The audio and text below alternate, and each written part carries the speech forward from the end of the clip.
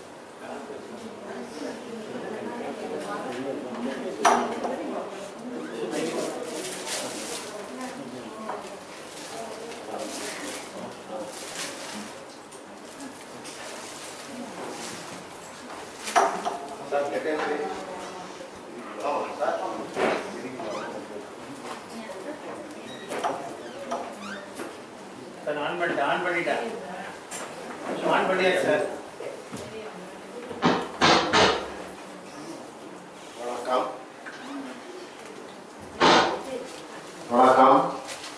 அனைவரையும் மகாலட்சுமி சங்கம் ராஜாஜி பொதுநல மையம் சார்பில் வரவேற்கிறோம்.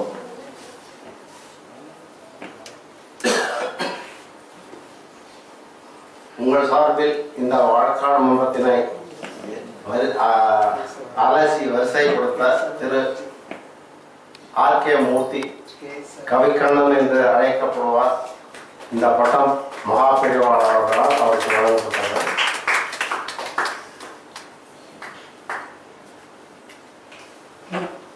இவரது இயற்பெயர் ஆர்.கே. மூர்த்தி. பொதுத்துறையில் காப்பீட்டு நிறுவனத்தில் 30 ஆண்டுகளுக்கு மேலாக பணியாற்றி விருப்ப ஓய்வு பெற்றிருக்கிறார். கவிக்கண்ணன் என்ற புனைப்பெயர் பட்டப்பெயர் மகாபெரிவாளர் அவர்களால் வழங்கப்பட்டது. அடுத்து பயனுள்ள அணியில் வாதாட வெங்கடகிரி வந்திருக்கிறார். அவர் புதிய தலைமுறை அறக்கட்டளை நிறுவனத்தில் இயக்குநராக பணியாற்றுகிறார். இலக்கியத்தின்பால் அளவற்ற ஈடுபாடும் ஆன்மீகத்தில் அதிக ஈடுபாடும் உள்ளவர். அவர் பயனுள்ள அணியில் வாதாட வந்திருக்கிறார்.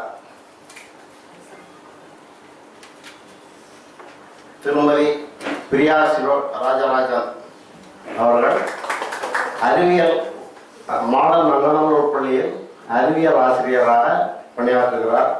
இலக்கியத்தில் அபார ஆர்வம் உள்ளவர்.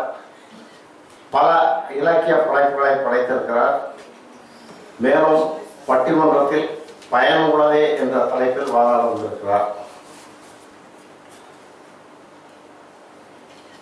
பயமுள்ள அணியில் வாதாட வந்திருக்கும் இருவரும் முன்பே உங்களுக்கு அறிமுகமானவர்கள் தான். திரு சிவகுமார் அவர்கள் வழக்கறிஞர், டாக்டர் எம்ஜிஆர் பல்கலைக்கழகத்தில் சட்ட ஆலோசகராக பணியாற்றுகிறார். இலக்கியத்திலும் அதர் ஃப்ரெண்ட்ஸ் ஃபார்ம் போன்ற பொது சேவை நிறுவனங்களிலும் தன்னை ஈடுபடுத்திக் கொண்டிருக்கிறார்.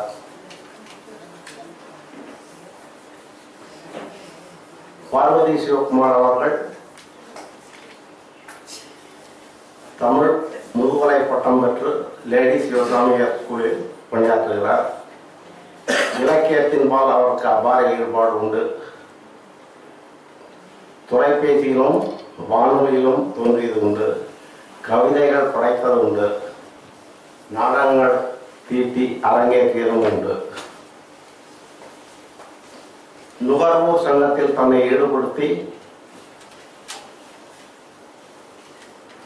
பல சாதனைகளை படைத்திருக்கிறார்.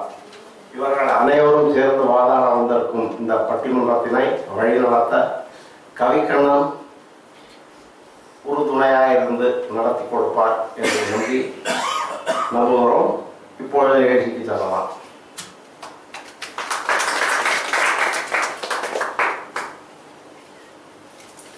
ஸ்ரீ குருபியோ நமஹ. எல்லாருக்கும் நமஸ்காரம். வருகை தந்திருக்கக்கூடிய பெரியோர்கள், ஆன்றோர்கள், சான்றோர்கள், சகோதர சகோதரிகள் அனைவருக்கும் எங்கள் அனைவரின் சார்பாக அன்பு கலந்த வணக்கங்களையும் வரவேற்பையும் பணிவன்புடன் தெரிவித்துக் கொள்கிறோம். நிகழ்ச்சியை தொடங்கும் குருவந்தனமாக ஆலடியில் அமர்ந்த பிரான் அவதாரம் செய்தது போல் காலடியில் பிறந்தவரே கனிவுடனே மீண்டது போல் மாலடியில் மனம் பதித்த மா முனிவர் காஞ்சி மகான் காலடியில் வழுவாமல் காலமெல்லாம் பணி கூடி. இதுக்கு விளக்கம் தேவையில்லைன்னு நினைக்கிறேன். மகாதேவரை பத்தி இந்த காலம் இப்ப வரும் முன்னாடி தான் எழுதி. இன்றைய தலைப்பை தொடங்குவதற்கு முன்னாடி ஒரு சின்ன கதை ஒன்று சொல்றேன். இப்பவே இந்த டீச்சர்களுக்கு இந்த பிஹேவியர் சயின்ஸ்ல கிளாஸ் இருக்கிறவருக்கு ஃபேக்கல்டி மெம்பர்ஸ்க்குலாம் ஒரு கெட்ட பழக்கம். கதை சொல்லாத அவரால் ஒன்றும் சொல்ல முடியாது. கிட்டத்தட்ட வக்கீல்கள்லாம் கூட அதை கடைபிடிக்கிறான்னு கேள்விப்பட்டேன். இந்த காலத்தில் அப்படிதாங்க. ஒரு சின்ன கதை என்னன்னா, ஒரு முனிவர் வந்திருந்தார். அவர்கிட்ட ஒரு குரங்கு ஒன்று வளர்த்துட்டு இருந்தார், சின்ன குரங்கு.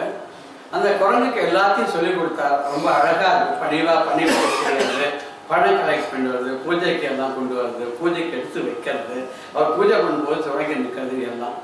இந்த முனிவர் என்ன பண்ணுவாரா, அது ஒன்று பண்ணின உடனே ஒரு குச்சியை வச்சு டொக்குன்னு ஒரு அடி கொடுப்பார்.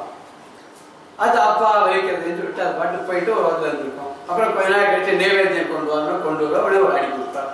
சாப்பாடு போடும்போது எல்லாம் போட்டு சாப்பாடு போடும், சாப்பிடுவார். முடிஞ்ச உடனே ஒரு அடி கொடுப்பார். படிக்க வைத்து தூங்கணும் எல்லாம் பண்ணோம், உடனே ஒரு அடி கொடுப்பார். ஒரு நாளைக்கு இவருடைய நண்பர் ஒருத்தர் அடுத்த ஊர்ல இருந்து ஒரு முனிவர் வந்தார். அன்னைக்கு முழுக்க அவரோட எழுந்தார். இந்த குரங்கு அடிக்கிறத பார்த்தோன்னு ஒரு மனசாகல.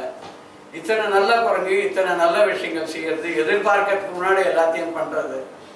இது மாதிரி ஆள் வேலைக்கு காசு கொடுத்து வச்சாலும் செய்ய மாட்டான், பெத்த பிள்ளைகளோட செய்யாது, அண்ணன் தம்பி கூட செய்ய மாட்டான். இப்படி ஒரு அழகா வேலை செய்யக்கூடிய அந்த ஒரு குரங்க அதுக்கு நன்றி பாராட்டாத நீங்க அந்த போட்டு ஒன்னொன்னுக்கு அடிக்கிறது இது நியாயமான. அந்த முனிவர் சொன்னார், இன்னைக்கு ஒரு நாளைக்கு இந்த குரங்க நீ பார்த்துக்கப்பா, எனக்கு பக்கத்து ஊர்ல வேலை இருக்கு, என் சிஷியனோட போய் கொஞ்சம் தர்பையெல்லாம் எடுத்துக்கணும். அதுக்கெல்லாம் ஆத்தங்கரையில் போய் தர்பையை மந்திரம் சொல்லி தான் அறுத்து எடுத்துன்னு. இப்பெல்லாம் எதையோ பிடிக்கணும் வந்து தர்பைன்னு ஃபுல்லாக விற்கிறான், நம்ம கடையில் போய் வாங்கிட்டு வந்துடுறோம். அப்படி இல்லை, அதுக்கு வந்து ஒரு மந்திரங்கள் சொல்லி இவ்வளோ அடி இவ்வளோ நேரம் இவ்வளோ இன்ச்சு தான் எடுத்துன்னு வரலாம்னு கணக்கு இருக்கு. மந்திரத்தோட சொல்லி குளிச்சுட்டு போய் மடியாக எடுத்துன்னு வருவான். அது வந்து கங்கைக்கு சமானம். அது இன்னொரு கதை, இப்போ வேண்டாம். இவர் நான் இன்னைக்கு போயிட்டு வரேன், சாயங்காலம் சந்தி வேலை வந்துடும், இந்த குரங்க நீ உபயோகப்படுத்திக்கோன்னார். இந்த முனிவர் வந்தவர் என்ன பண்ணார், அந்த குரங்குக்கு அது ஒரு வேலை செஞ்ச உடனே சபாஷ் அப்படின்னு தட்டி கொடுப்பார். பூஜைக்கு எல்லாம் கொண்டு வரியா, கொண்டு வரும், உடனே தட்டி கொடுப்பார்.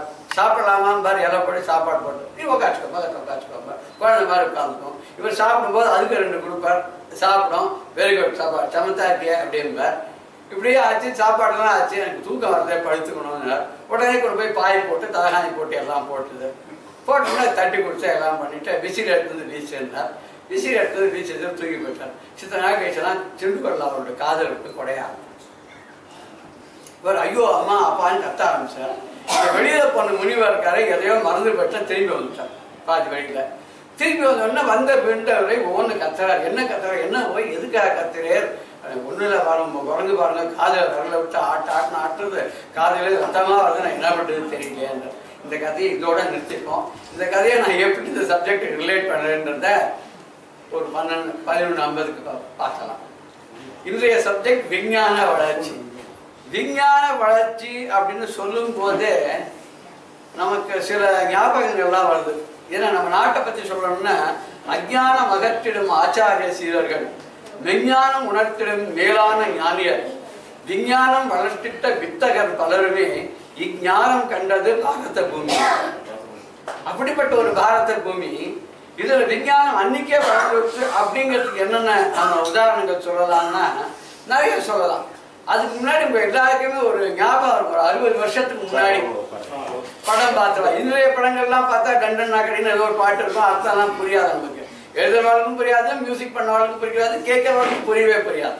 நீங்க பழைய பாடல்கள் பார்த்தோன்னா ஏதோ ஒரு மெசேஜ் அதுல இருக்கு. இது ஒரு NS கிருஷ்ணனுடைய படம். எந்த படம் ஞாபகம், நான் எப்பவுமே படம் பார்க்கறது கிடையாது. அந்த பாட்டு மாத்திரம் கேட்டுட்டேன். அந்த NS கிருஷ்ணனுடைய அந்த படத்துல T.A. மதுரமும் NS கிருஷ்ணனும் அந்த பாட்டை பாடுற மாதிரி இருக்கும். அவர் பொன்னாடியை கூப்பிட்டு சொல்லுவார், டிஃபன் சாப்பிட்டு விஞ்ஞானத்தை வளர்க்க போறேன்டி, மேனாட்டார விருந்து கிழச்சி காட்ட போறேன்டி அப்படின்னு சவால் விடுவார். இவர் விஞ்ஞானத்தை வளர்த்து மேல்நாட்டுக்காரனை கூப்பிட்டு காமிக்கும். ஏன்னா இன்னைக்கு விஞ்ஞானம்னா வளர்ந்தது மேல்நாடுன்னு ஒரு இல்யூஷன் நம்ம கிட்ட இருக்கு. அது இல்லைன்றது நம்ம சொல்ல பார்க்க போறோம். இவெல்லாம் கூட சொல்ல போறேன், நானும் பார்க்க போறேன். என்னென்ன பண்ண போறேன் அப்படின்னா, பொஞ்சாதி புருஷன் இல்லாம புள்ள கூட்டு பிறந்திடவே விஞ்ஞானத்தை வளர்க்க போறேன் அப்படின்னா அன்னைக்கு. இன்னைக்கு டெஸ்ட் டியூப் இருக்கு இல்லையா? அடுத்த நாட்டுக்காரன் போற ஆளை கொள்ளாம, ஊரை பாடு பண்ணாம, புஞ்சை நிலத்து பருத்தி செடியில் புடவை ரவிக்கை வேட்டி காய்க்க பஞ்ச கிழவர் தன்னை பால பருவராக்கி நாட்டை காக்க விஞ்ஞானத்தை வளர்க்க போறேன். கிழவாலாம் இன்சல் ஆகிட போறேன் அப்படின்னா, புடவைலாம் கூட அப்படியே பருத்தியா சொல்றாரு, பழக்கம் உண்டு. பட்டு புடவையா காய்ச்சதுனால எடுத்துட்டு குடிச்சிக்கிறதுக்கு என்ன கரெக்டான்னு. அப்புறம் கைத்திறமை காட்ட போறேன்டி, ஒரு கவியை பாடி காட்டு மழையை கொட்ட போறேன்டி, மாட்டு வண்டிக்கு சூக்ஷ்மம் அமைத்து மாமியாருக்கு ஓட்டி காட்ட போறேன். மாட்டு வண்டியில ஏதோ ஒண்ணு பண்ணி அதை மாமியாருக்கு வேகமா ஓட்டி காட்ட போறேன்னா, இந்த அம்மா கேட்ட உடனே அதெல்லாம் சரியா, ஊருக்கு என்னென்னோ பண்ண போறேன், அது இதுலாம் சொல்ற, எனக்கு என்ன பண்ண போறேன், எப்பவுமே அதுதானே, தான தர்மம் பண்றா, சோசியல் சர்வீஸ் பண்றா, அது பண்றா, இது பண்றா, ஓகோன்னு சொல்லிடுறோம். உடனே மாமியை கேட்கறா, இருக்கட்ட எல்லாரும் வீட்டுக்கு ஒரு 5 நிமிஷம் என்ன பண்றேன்னு சொல்லியா, எதையாவது கவனிக்கிறியா, உன் பிள்ளைக்கு ப்ராக்ரஸ் போட்டியா, நீ கையெழுத்து போட்டியா, உன் கையெழுத்து கிளாஸ் ஃப்ரெண்டு கிட்ட டூப்ளிகேட் பண்ணி கையெழுத்து வாங்கிட்டு போயிடலாம். அதுக்குன்னு சில பசங்க இருக்கலாம் சார், 5 ரூபா கொடுத்தா கையெழுத்து போட்டு தரலாம், அப்பா கையெழுத்து போட்டு தரோம். இன்னைக்கு அந்த மாதிரிலாம் நிறைய வந்துருக்குங்க. சயின்ஸ் ரொம்ப அட்வான்ஸ் ஆயிருக்கு. வீட்டுக்கு என்ன பண்ண போறேன்னு கேட்கலாம். அதுக்கு என்ன வேணும் உனக்கு சொல்ல, நான் பண்றேன். நெருப்புத்த மாவரைக்க நீர் இறைக்க மிஷின், அல்லும் பகரம் ஆக்கி இறக்கணும், அதுக்கு ஒரு மிஷின், கொல்லப்புறத்துல குழா வைக்கணும், குளிர் மிஷினும் கூட வைக்கணும், கட்டிலுக்கு மேலே பேனு காத்து சுத்தணும், காலங்காட்டு கருவியுமே அங்கே வேணும், பள்ளிக்கூடம் போகாம பிள்ளைங்க படிக்க கருவி பண்ணியும் வைக்கணும், பட்டனை தட்டி விட்டா 2 தட்டுல இட்லி காப்பி நம்ம பக்கத்துல நிற்கணும். இன்னைக்கு தனியும் வந்துட்டு இல்லையா? நெல்லு குத்துறதுக்கு மாவரைக்கத்தான் மிஷின், செடி நடுறதுக்கே மிஷின், சாப்பிட்றதுக்கு தான் மிஷின் வரல இன்னும். அதுக்கப்புறம் சமைக்கிறதுக்கு குக்கர். நம்ம ஒண்ணுமே கவலைப்பட வேண்டாம். 3 தடவை கத்தினா 4 தடவை கத்தினா அப்படின்னு போய் அணைச்சா போடும். அதுக்கு நம்ம அணைக்கிறதுக்கு சில பேர் சொல்லிடுவோம், நான் அப்படி அங்கே போயிட்டு வரேன், 3 தடவை கத்தினா அப்படின்னு. சமையலுக்கு கூட பார்த்தா அது உப்பு பண்ணணும், அது பண்ணணும் முன்னாடிலாம் சொல்லுவா. என்னன்னா ஒரு அம்மா சாம்பார் பண்ணுவாங்களாம் மாமியார், அவ பண்ணாதான் நல்லா இருக்குமா. மறந்து போய் குளிக்க போயிட்டா யார்கிட்டையும் சொல்ல, அங்கேருந்து பாத்ரூம்லேருந்து கத்துறா, யாராவது ஒரு ஸ்பூன் உப்பு போடுங்களேன்னு. யாருமே அவ பேச்சை கேட்டது இல்லையா சரித்திரத்துல. ஆனா அன்னைக்கு பார்த்து எல்லாரும் கேட்டா, வாத்துக்கார 1 ஸ்பூன் உப்பு, மாட்டு பொண்ணு 1 ஸ்பூன் உப்பு, பொண்ணு 1 ஸ்பூன் உப்பு, எல்லாம் ஆளுக்கு 1 ஸ்பூன் உப்பு போட்டா. அந்த பாயசம் அந்த சாம்பார் சாப்பிடும் போது எப்படின்னு இருக்குன்னு சொல்லவே வேண்டாம். இப்போ எல்லாத்துக்கும் ஒரு மிஷின் வந்தாச்சு. கட்டிலுக்கு மேல ஃபேன் சுத்தணும்னா குளிர் மிஷின் ஒன்று வேணும்னா ஏசி வந்துட்டு ஸ்பிளிட் ஏசி அப்படிங்கிறோம், சென்ட்ரலைஸ்ட் ஏசிங்கிறோம். இப்போ மாட்டு வண்டிக்கு சூட்சமாக வச்சிடலாம். இதுக்கு பார்த்தா எல்லா வண்டிக்கும், சைக்கிள் வண்டிக்கே சூட்சமாக இருக்கு. இந்த கை திருப்பினா ஓடுறது, அந்த கை திருப்பினா நிற்கிறது, அதிவேகமாக போடுறது இல்லையா? இதுக்கப்புறம் என்னென்னோ பேர்லாம் வண்டிகள்லாம் வந்தாச்சு சார். 100 கிலோமீட்டர் ஸ்பீடில் தான் ஆரம்பிக்கிறது வண்டி. நமக்கு ரோட்டில் நடக்கிறது பயமா. நம்ம இன்னொன்று நம்மளாம் இப்போலாம் விதிகள் அந்த காலத்தில் பள்ளிக்கூட சொல்லி தருவா. பிளாட்ஃபார்த்தை நடக்கணும், ரோட்டை கிராஸ் பண்ணும்போது முதல் ஹாஃப் வலது பக்கம் பார்க்கணும், 2வது ஹாஃப் இடது பக்கம் பார்க்கணும், பள்ளிக்கூட சொல்லி தருவா இல்லையா? இன்னைக்கு அதெல்லாம் ரூலே கிடையாது. நடக்கிறதா இருந்தால் நடு ரோட்டில் நடக்கணும். இன்னும் அவன் தான் பிளாட்ஃபார்த்தை ஓட்டலாம். ஸோ நம்ம பார்த்து வழிகள் தான் நடக்க வேண்டியிருக்கு. இப்படி போயிட்டு இருக்கு. பட்டனை தட்டி விட்டா அப்படின்னா இன்னைக்கு நீங்க நிறைய மிஷின் வச்சுருக்கா பாருங்க. எவ்வளோ சார்? 15 ரூபாய். சாதாரண டீ கடை 6 ரூபாய் தான் டீ. அவனே இப்போ 10 ரூபா பால் வேலை ஏற்றிட்டாலாம் நீங்க. அதனால அவனே 10 ரூபா ஆக்கிட்டான் டீ. நீங்க அந்த பட்டனை போட்டு காஃபியா டீயா அப்படிங்கிறா. நீங்கள் காஃபி அப்படின்னா அந்த ஒரு பட்டன் எடுத்துலாம் காஃபி கரெக்டாக வந்து ஒரு சொட்டு கூட ஜாஸ்தி வருது இல்லை சார். அது எப்படி தான் பண்ணுவாங்க தெரியல. 50 மில்லினா 50 மில்லிக்கு மேலே ஒரு துணிவுண்டு ஒரு ட்ராப் கிடையாது, எக்ஸ்ட்ரா கிடையாது. அதே மாதிரி டீ, பால் வேணுன்னா பால், போர்விட்டா வேணுன்னா போர்விட்டா, 5 பட்டன் இருக்கு. எதை ஆச்சரியமா இருக்கு. அன்றைக்கி மாட விதியில் கூட பார்க்குறேன் இந்த லியோ காஃபிங்கிற நான் நாட் அட்வர்டைஸ் லியோ காஃபி அவள் புதுசாக அவனை ஓப்பன் பண்ணியிருக்கா. அங்கே போனால் அந்த பட்டனில் 7 பட்டன் இருக்குன்னா சார் 7 விதமான ஐட்டமும் கிடைக்கும். நீங்கள் காசுக்கு எது கொடுத்தாலும் அதுக்கு தகுந்த மாதிரி பட்டன் எடுத்துவோம் வரணும். பட்டனை தட்டி விட்டா தட்டில் 2 இட்லி காப்பி நம்ம பக்கத்தில் வரணும்னா எனக்கு இட்லி தான் வரல, அது கூட மிஷின் வந்து விட்டுருது, மாவு கொடுத்தா வந்து வருது. பேப்பர் நம்ம படிக்கிறோம் இப்போதான் பெரிய ரீல்களாக பேப்பர் அந்த பக்கம் போட்டால் இந்தந்த பக்கத்தில் ஹிந்து பேப்பரோ இந்தியன் எக்ஸ்பிரஸோ ஏதாவது ஏதோ மறைச்சு அப்படியே வெளில கொடுக்குற மாதிரி வந்துடுச்சு. இத்தனை அளவுக்கு அட்வான்ஸ்மெண்ட்டு. எங்கேயோ இருக்கிறவங்களுடைய மகரிஷிகள்லாம் பேசிட்டு இருந்தாங்கன்னா இன்னைக்கு எங்கேயோ இருக்கிறவங்களெல்லாம் நம்மலாம் கையில் சின்னதாக ஒன்று வச்சுன்னு பேசிகிட்டே இருக்கோம். ஆனால் அதனுடைய மேற்கொண்ட விஷயங்கள்லாம் இவெல்லாம் டச் பண்ணலாம். அதனால அந்த ஏரியாவில் நான் போகக்கூடாது. இது மாதிரி ஒன்னொன்று விஞ்ஞான வளர்ச்சி வந்தாச்சு. அமெரிக்காவுக்கு போகணுன்னா அந்த காலத்தில் 5 நாள் ஆகும்பா. இன்னைக்கு அமெரிக்காவுக்கு போகிறதுக்கு 16 மணி நேரத்தில் போயிடலாம் அப்படிங்கிற. இப்படி நிறைய எத்தனையோ அட்வான்டேஜஸ் தான் இருக்கு. டெக்னாலஜிக்கல் டெவலப்மெண்ட்ல இன்னைக்கு நிறைய வந்திருக்கு. மருத்துவ கத்தியே இல்லாத ஆப்ரேஷன் பண்றா அப்படிங்கிறா, லேசர்ல பண்றாங்க. அப்புறம் ஒருத்தருக்கு இப்போ ரீசெண்டாக வந்து ஆஞ்சியோபிளாஸ்டி பண்ணியிருக்காரு. 10 மணிக்கு அட்மிட் பண்ணார், 10:30க்கு ஆஞ்சியோகிராம் பண்ணியாச்சு, 11 மணிக்கு ஆஞ்சியோபிளாஸ்டி பண்ணியாச்சு, 1 மணிக்கு டிஸ்சார்ஜ் பண்ணியாச்சு. ரூம் இல்லை sir, you have an AC room at home, you have somebody to attend on you, better go ஹோம்ங்கிற டாக்டர். இங்கே எதுக்கு உட்காந்து 4500 ரூமு கட்டின்னு உட்காந்துருக்கோம், வீட்டுக்கு போங்குவோங்கிற. எல்லா வசதியும் நமக்கு வீட்டே எல்லாம் படிக்கிற அளவுக்கு வந்தாச்சு. அந்த அளவுக்கு விஞ்ஞான வளர்ச்சி வந்திருக்கு. இந்த விஞ்ஞான வளர்ச்சி உண்மையிலேயே நமக்கு பயனை மாத்திரம் கொடுக்கறதா பயத்தையும் சேர்த்து கொடுக்கறதான்னு பார்க்கறச்ச 3 ஆங்கிள்லேருந்து இதை அப்ரோச் பண்ணலாம்னு என்னோட அபிப்பிராயம். சமூகத்தை 3ஆக பிரிக்கும் போது யங்ஸ்டர்ஸ் 30 வயசு வரைக்கும், அந்த 30லேருந்து 60 ஒரு திருப்பு முனை வேலை, 15 வருஷம் ஒருத்தர் வேலை செய்கிறா, கொஞ்சம் எக்ஸ்பீரியன்ஸ் எல்லாம் கெயின் பண்ணி அடுத்த 15 வருஷம் மறுபடியும் இன்னொரு புது லைஃப்பை தொடங்கி அங்கே ஏன்னா 15 வருஷம் தான் கிராச்சுவிட்டி பீரியட். அதனால் இந்த 15 வருஷம் இருந்து அடுத்த இன்னொரு ஆர்கனைசேஷன் 15 வருஷம். ஸோ இந்த பீரியட் தான் நடு. அந்த 60 தாண்டினோட வேலைக்கு போனாலும் போகலாம், இல்லை கன்சல்டன்சின்னு வச்சுட்டு ஏற்கனவே இந்த கம்பெனிக்கு எதிராக கூட நம்ம அட்வைஸ்லாம் பண்ணி நிறைய பேர் இருக்கா. எல்லாம் என்கிட்ட வேலை செஞ்சவா தான் இருக்கா, நீங்கள் வாங்க நான் எல்லாம் பார்த்து முடிச்சு தரேன். ஒரு புரோக்கரேஜ் மாதிரி, புரோக்கர்னு சொல்லக்கூடாது, கன்சல்டன்சி, இந்த மாதிரிலாம் நிறைய வந்துருக்கு. இப்போ 3 விதமான ஜனங்கள். இப்போ இந்த 3ஆவது ஜனங்கள்லேருந்து நிறைய பேர் வயசாகி அப்படியே மேலே கிளம்பிடலான்னாலும் அடுத்த ஜெனரேஷன் வந்துட்டே இருக்கு. போவதும் புதியன பூஜனம், இது ஒரு வாழ்க்கையில் வந்து ஒரு நிரந்தரமாக இருக்கு. அந்த நடுவாங்கத்தை இருக்கு பார்க்கா பாருங்க. இதில் 15 பேர் போனால் இங்கேருந்து 20 பேர் உள்ள வராங்க. இப்போ நமக்கு முக்கியமாக எடுத்துக்க வேண்டிய சமூகத்தில் உள்ள ஒரு பொறுப்பான பொருள் யாருன்னு அப்படின்னு கேட்டால் நான் நடுவாங்கத்தை மிடில் ஏஜ் பீப்புள் தான். இப்போ இந்த இருக்கிறவா எப்படி பார்க்குறா, பயனா பார்க்குறாளா, கடைசியில் இருக்கிறவா பயமா பார்க்குறாளா, நடுவில் இருக்கிறவா 2மா பார்க்குறாளா, எப்படி இருக்கிறது பார்க்கறதுக்காக நம்மளோட ஒரு 4 நிபுணர்கள்லாம் வந்திருக்கா. அவள் என்ன சொல்கிறா அப்படின்னு கேட்டுட்டு நான் கொஞ்சம் குழம்பாத ஒரு முடிவு சொல்லணும்னு நீங்கள்லாம் அது ஆசீர்வாதம் பண்ணணும்னு கேட்டுக்கிறேன். முதலாவதாக இது பாசிட்டிவாகவே ஆரம்பிப்போமே. ஆரம்பிக்கச்சு ஒரு நல்ல முறையில் ஆரம்பிச்சோன்னே இதில் ஒரு சின்ன விஷயம் கூட சொல்லணும். விஞ்ஞானத்தை சொல்லும்போது நடுவில் நான் அப்பப்போ நான் சிலர் சொல்கிறேன். ஆரம்பிச்ச பெரியவாளை வந்தனம் பண்ணுற மாதிரி ஒரு விஷயம் சொல்கிறேன். மெட்டீரியல் ஆர்டிக்கல் டிபார்ட்மெண்ட்டுக்கு நம்ம மகாபெரிவா போகிறேன். அங்கே உள்ளெல்லாம் சுற்றி கித்தி எல்லாத்தையும் காமிச்சா. ஒருத்தர் வந்து இவருக்கு 8ஆம் கிளாஸ் தானே படிச்சிருக்கா, அவருக்கு என்ன இங்கிலீஷ்லாம் தெரிய போகுது, லேட்டஸ்டெல்லாம் பற்றி இவருக்கு படிக்கிறதுக்கெல்லாம் வாய்ப்பு கிடையாதுன்னு சொல்லி அவர் எக்ஸ்பிளைன் பண்ணிட்டே வர்றார். இது மாதிரி நாங்கள் இதை வந்து சவுண்ட் வேவாக கன்வெர்ட் பண்ணுறோம், அது இப்படி இவ்வளோ தூரம் போகிறது, அதுக்கப்புறம் எலக்ட்ரானிக் வேவ்ஸாக போகிறது, அப்படி போகிறது இப்படி போகிறது, இந்த ஸ்பேஸுன்னு சொல்லிகிட்டே இருக்கார். எந்த ஸ்பேஸுன்னு சொல்ல மாட்டேங்கிறார். பெரியவா உடனே கேட்டாலாம், இந்த ஸ்ட்ராட்டா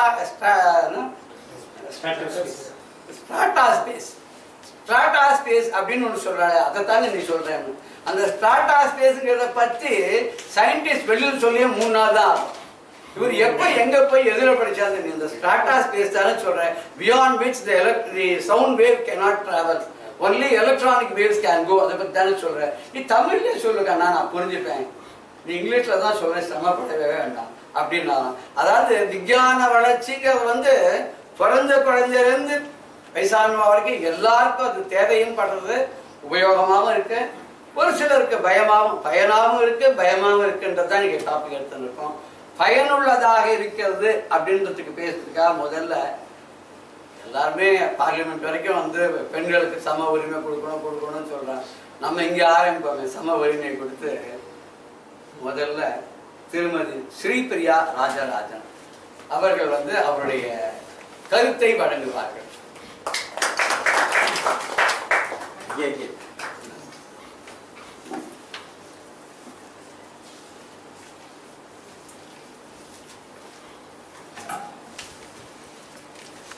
அனைவருக்கும் வணக்கம்.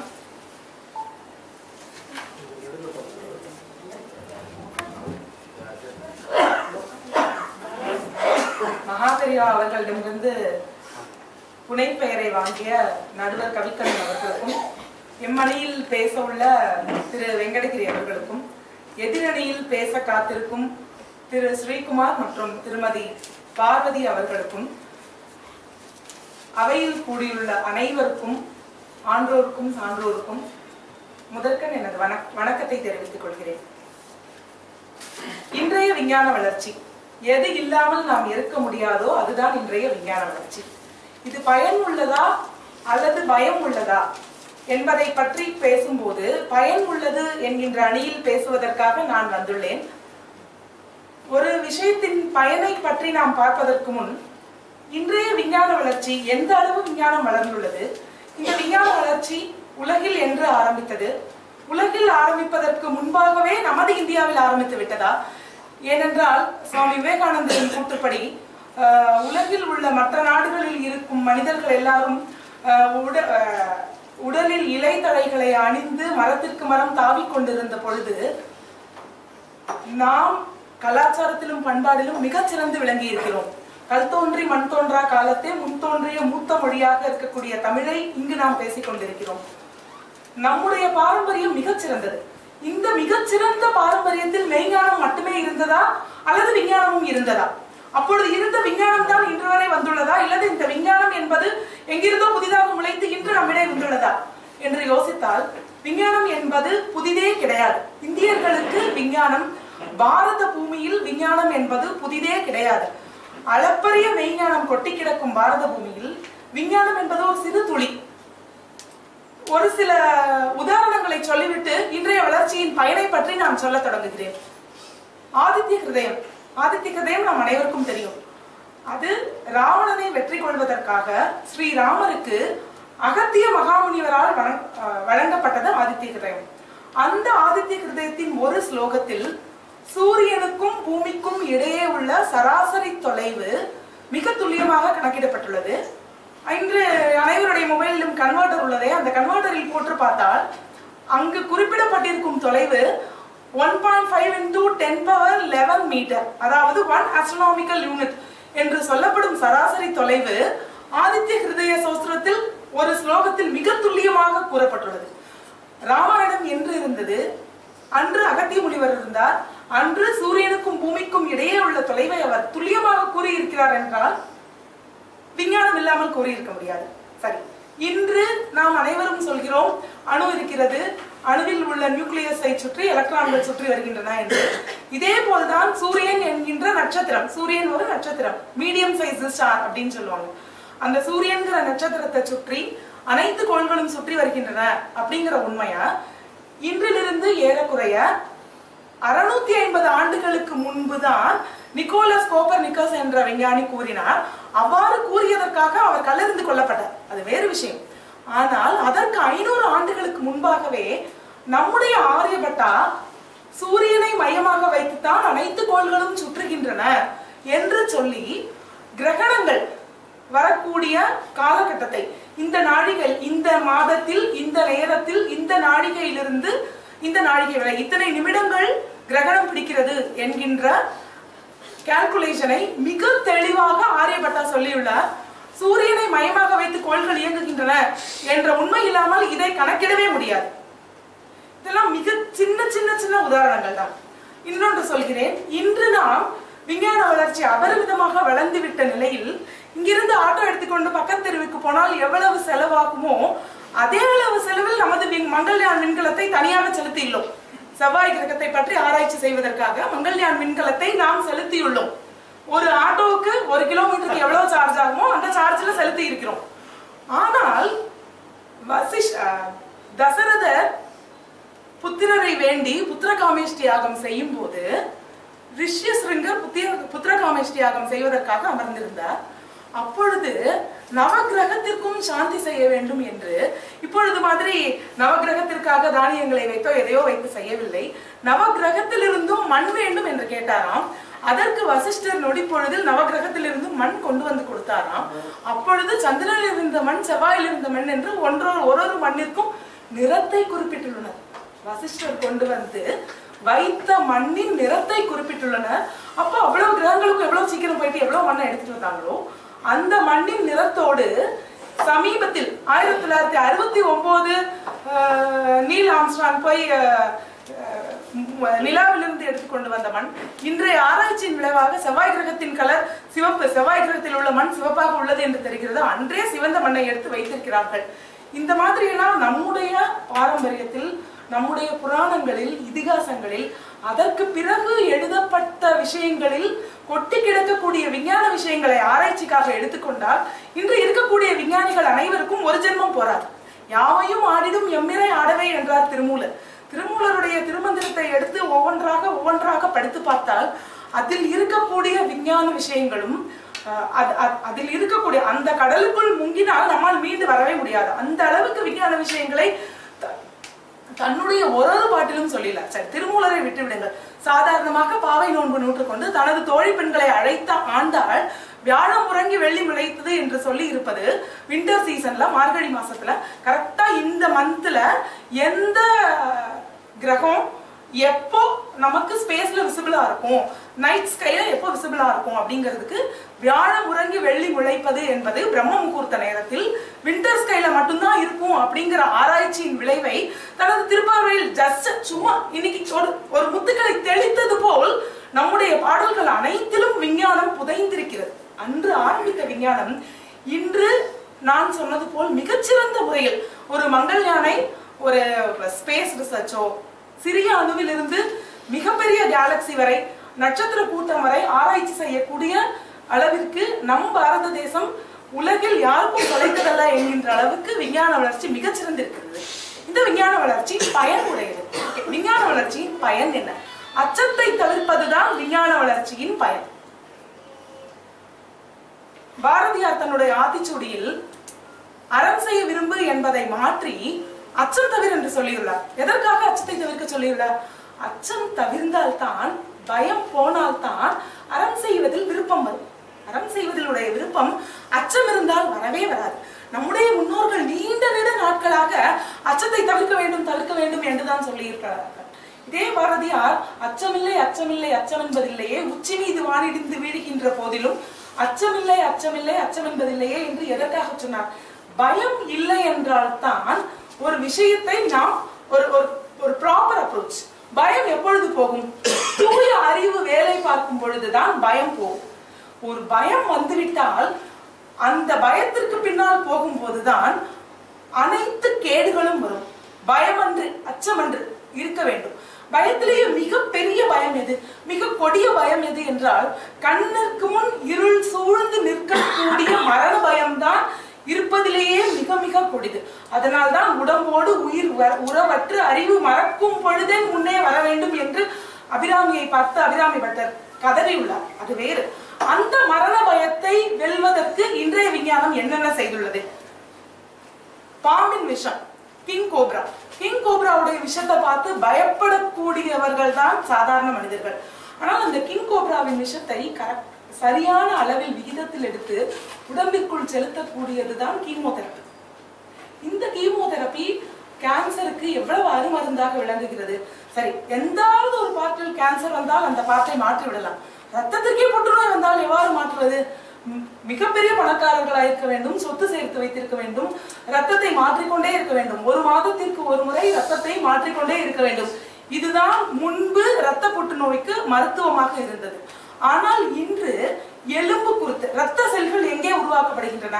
இரத்த செல்கள் எலும்பு குருத்தில் உருவாக்கப்படுகின்றன. அதாவது போன் மேரோ என்று சொல்லப்படும் எலும்பு குருத்தில் இரத்த செல்கள் உருவாக்கப்படுகின்றன.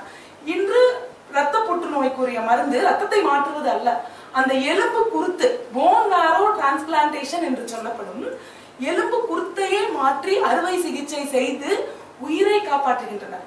மரண பயம் என்பது மிகப்பெரிய பயம். அந்த மரண பயத்தை வெல்வதற்குரிய பெரிய கேன்சர். அந்த கேன்சரை தீர்ப்பதற்கு மருந்து வந்துவிட்டது.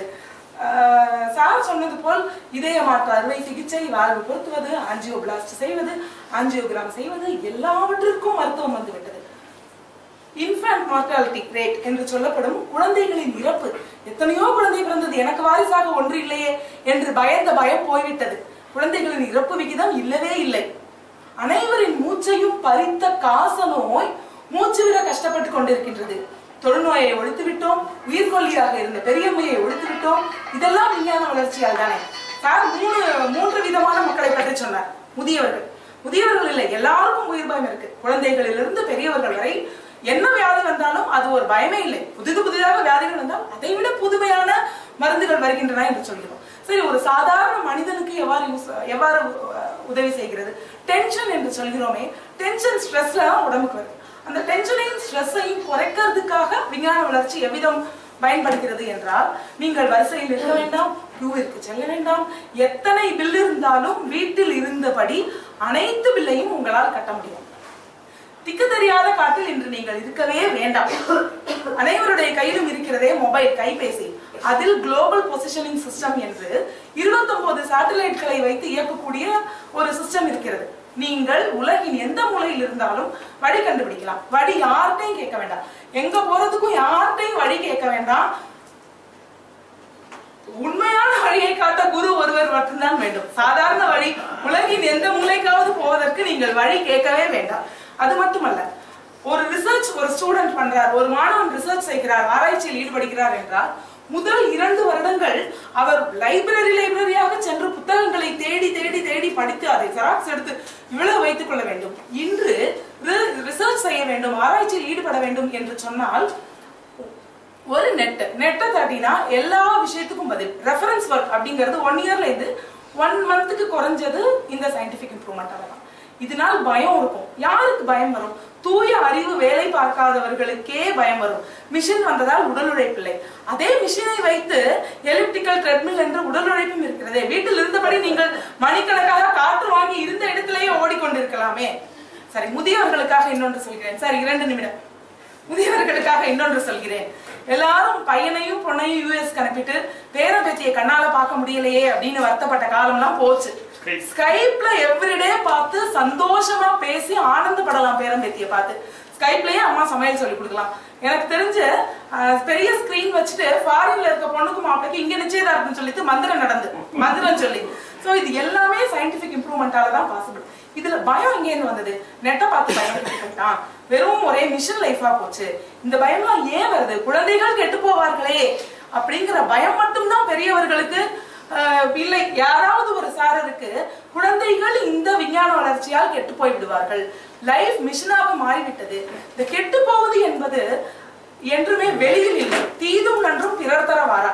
நாம் நம்முடைய பாரம்பரியத்தை, நம்முடைய முதுகெலும்பு ஆன்மீகம், பெரியவர்கள் எங்களுக்கு பெரியவர்களாக இருக்கக்கூடியவர்கள், இந்த சார் சொன்ன நடு ஜெனரேஷன்ல இருக்கக்கூடியவங்க, அதுக்கு கீழே இருக்க ஜெனரேஷனுக்கு நம்முடைய முதுகெலும்பு எது என்பதை ஒவ்வொரு குடும்பத்திலும் முறையாக கற்பித்தால் இந்த விஞ்ஞான வளர்ச்சியால் பயன் மட்டுமே உள்ளது. பழமையில் பூத்து புதுமையில் காய்க்க வேண்டும். நம்முடைய விஞ்ஞான வளர்ச்சியின் பயன் முழுமையும் அனுபவிக்க வேண்டும் என்றால் நாம் நல்ல விஷயங்களை சொல்லிக் கொடுக்க வேண்டும். நம்முடைய முதுகெலும்பு ஆன்மீகம் தான், இதில் தான் செல்ல வேண்டும் என்கின்ற கரெக்டான வேல்யூஸ் மட்டும் பசங்களுக்கு கொடுத்துட்டா விஞ்ஞான வளர்ச்சியால் பயமே கிடையாது, பயன் மட்டும்தான். இதில் பயம் என்பது எள்ளளவும் கிடையாது. வளர்ச்சியை பார்த்து எதற்காக பயப்பட வேண்டும்? பயத்திருந்தால் நம் முன்னோர்கள் ஆரம்பத்திலிருந்தே எல்லாத்தையும் அணுகி இருப்பார்களா? இதில் பயம் என்பதே கிடையாது. விசால பார்வையால் விழுங்கு மக்களை என்று பாரதிதாசன் சொன்னார். உலக உருண்டை நம் கைக்குள் இருக்கிறது. எதற்கும் பயத்தை தவிர்ப்பதற்காக மட்டுமே விஞ்ஞானம். இதில் சுயநலம் கலக்கும் பொழுதுதான் பயம் வருகிறதே தவிர பொது நலத்திற்காகவும் உண்மையிலேயே வளர்ச்சிக்காகவும் விஞ்ஞானம் செயல்படும் போது இதில் பயமே இல்லை என்று கூறி வாய்ப்பளித்தமைக்கு நன்றி கூறி விடைபெறுகிறேன்.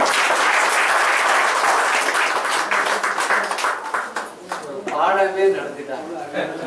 விஞ்ஞான வளர்ச்சி பயன்தான் அப்படின்னு. எனக்கு ஒரு பெரிய குறை, எங்கேயாவது போய் சொல்லி உருமாற்றிட்டு இந்த அம்மாவோட ஸ்கூல்ல அந்த கிளாஸுக்கு போய் ஒரு ஸ்டூடெண்டா அதோட யூனிஃபார்ம் கொண்டு போயிடலாமா?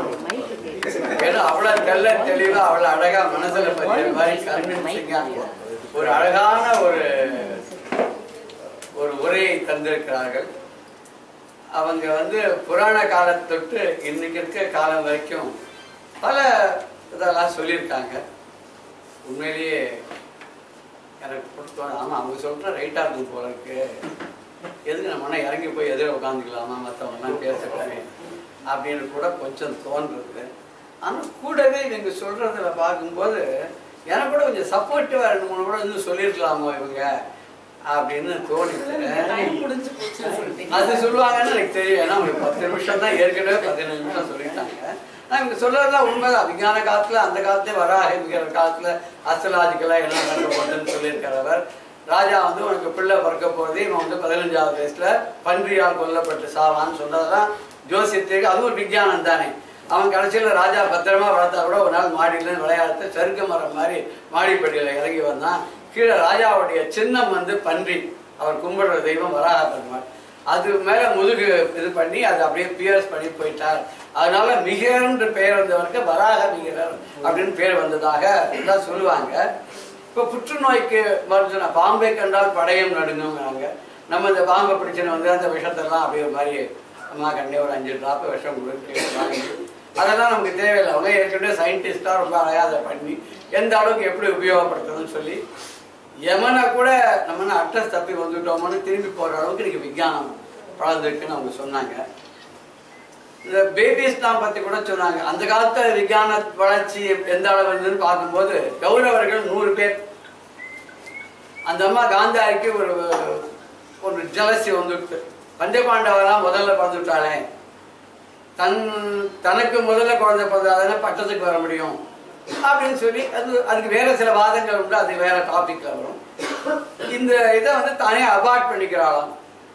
அப்போ வியாச மகர்ஷி வந்து அதை 100 பிண்டங்களாக கட் பண்ணி 100 பானையில போட்டு அது ஒரு பதத்துல வச்சு இன்குபேட்டர் மாதிரி வச்சு 100 குழந்தைகள் பிறந்ததா, 101 குழந்தைன்னு சொல்லுவாங்க. ஒரு பொண்ணு வேற 100 வயசுக்கு பிறந்தா ரொம்ப நல்லவன். அவனுக்கு 101 பையன், அதுல ஒரு பையன் ரொம்ப ரொம்ப நல்ல பையன். அங்கேயும் அந்த மாதிரி இடத்த கூட எவனோ ஒருத்தர் நல்லது சொல்றதுக்குமா கேட்க மாட்டா யாரும், அது வேற விஷயம். அப்படி இருந்திருக்குன்னு அந்த காலத்தையே டெஸ்ட் டியூப் பேபிஸ்லாம் இருந்திருக்கு. அப்புறம் சோலார் எனர்ஜி பத்தி சொன்னாங்க. ஆதித்ய ஹிருதயத்திலிருந்து அகஸ்தியர் வந்து கடைசி நிமிஷத்துல நீ ஆதித்ய ஹிருதயத்தை சொல்லிட்டு அம்பு போட்டேன்னா ராவணன் ஜெயிச்சுடலான்னு சொன்னாங்க.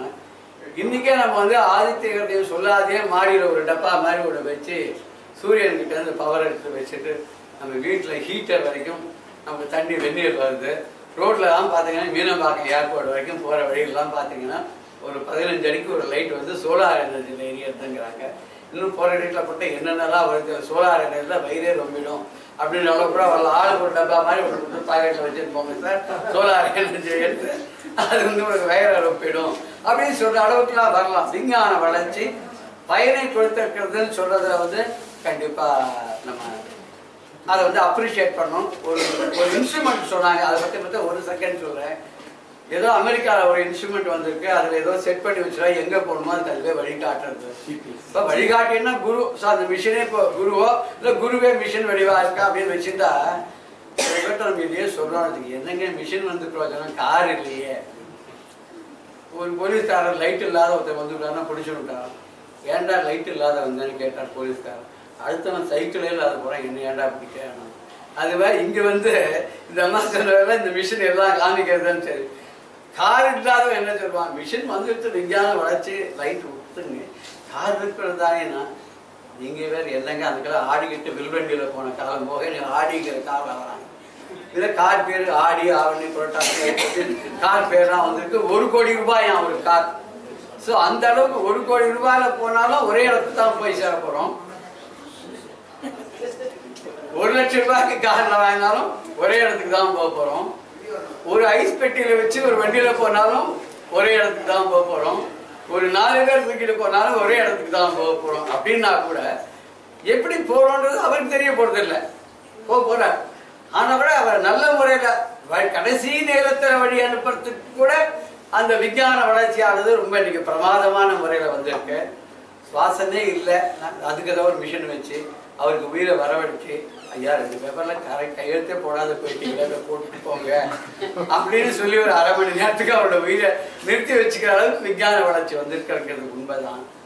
ஆமாம், இது எல்லாமே பயனாக தான் இருக்கா, இதோட பயமும் கூட இருக்கா அப்படின்னு பார்க்கறதுக்கு 2 பேர் வந்திருக்காங்க. யார் கூப்பிடலாம் நீங்க நினைக்கிறீங்க? லேடிஸ் ஃபர்ஸ்ட், அதான் முதல்ல கூப்பிட்டோம், செகண்ட் ஜென்ஸ் வரட்டுமே அப்படின்னு தோன்றது. அதனால திருவாளர் ஸ்ரீகுமாரன் பயம் உள்ளதுன்னு சொல்றாரு. என்ன பயத்தை அவர் நமக்கு சொல்றாருன்னு கொஞ்சம் தெரிஞ்சுக்கணும்னா நம்ம ப்ரிப்பேர் பண்ணிக்கலாம். ஓ, இத்தனை பையனோட இத்தனை பயம் வேற இருக்கா அப்படின்னு கொஞ்சம் நம்ம ஆராய்ந்து பார்க்கறதுக்கு நமக்கு ஒரு சான்ஸ் கிடைக்கும். சார் 10 மணி துளிகள் அப்படின்னு சொல்லிருக்கா. நான் அப்படி டக்குன்னு தட்டுவேன், அதுக்கப்புறம் ஒரு 2 நிமிஷம் நீங்க எடுத்துக்கலாம்.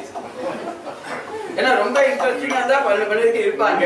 யாராவது 2-3 பேர் எழுந்திரிச்சு போனாங்கன்னா சீக்கிரம் முடிக்கணும்னு அர்த்தம்.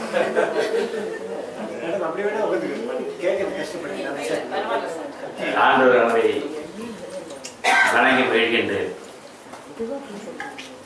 எனது உடன் பேச இருக்கும் பேச்சாளர்களுக்கும் எனது நன்றியை தெரிவித்துக் கொள்கின்றேன்.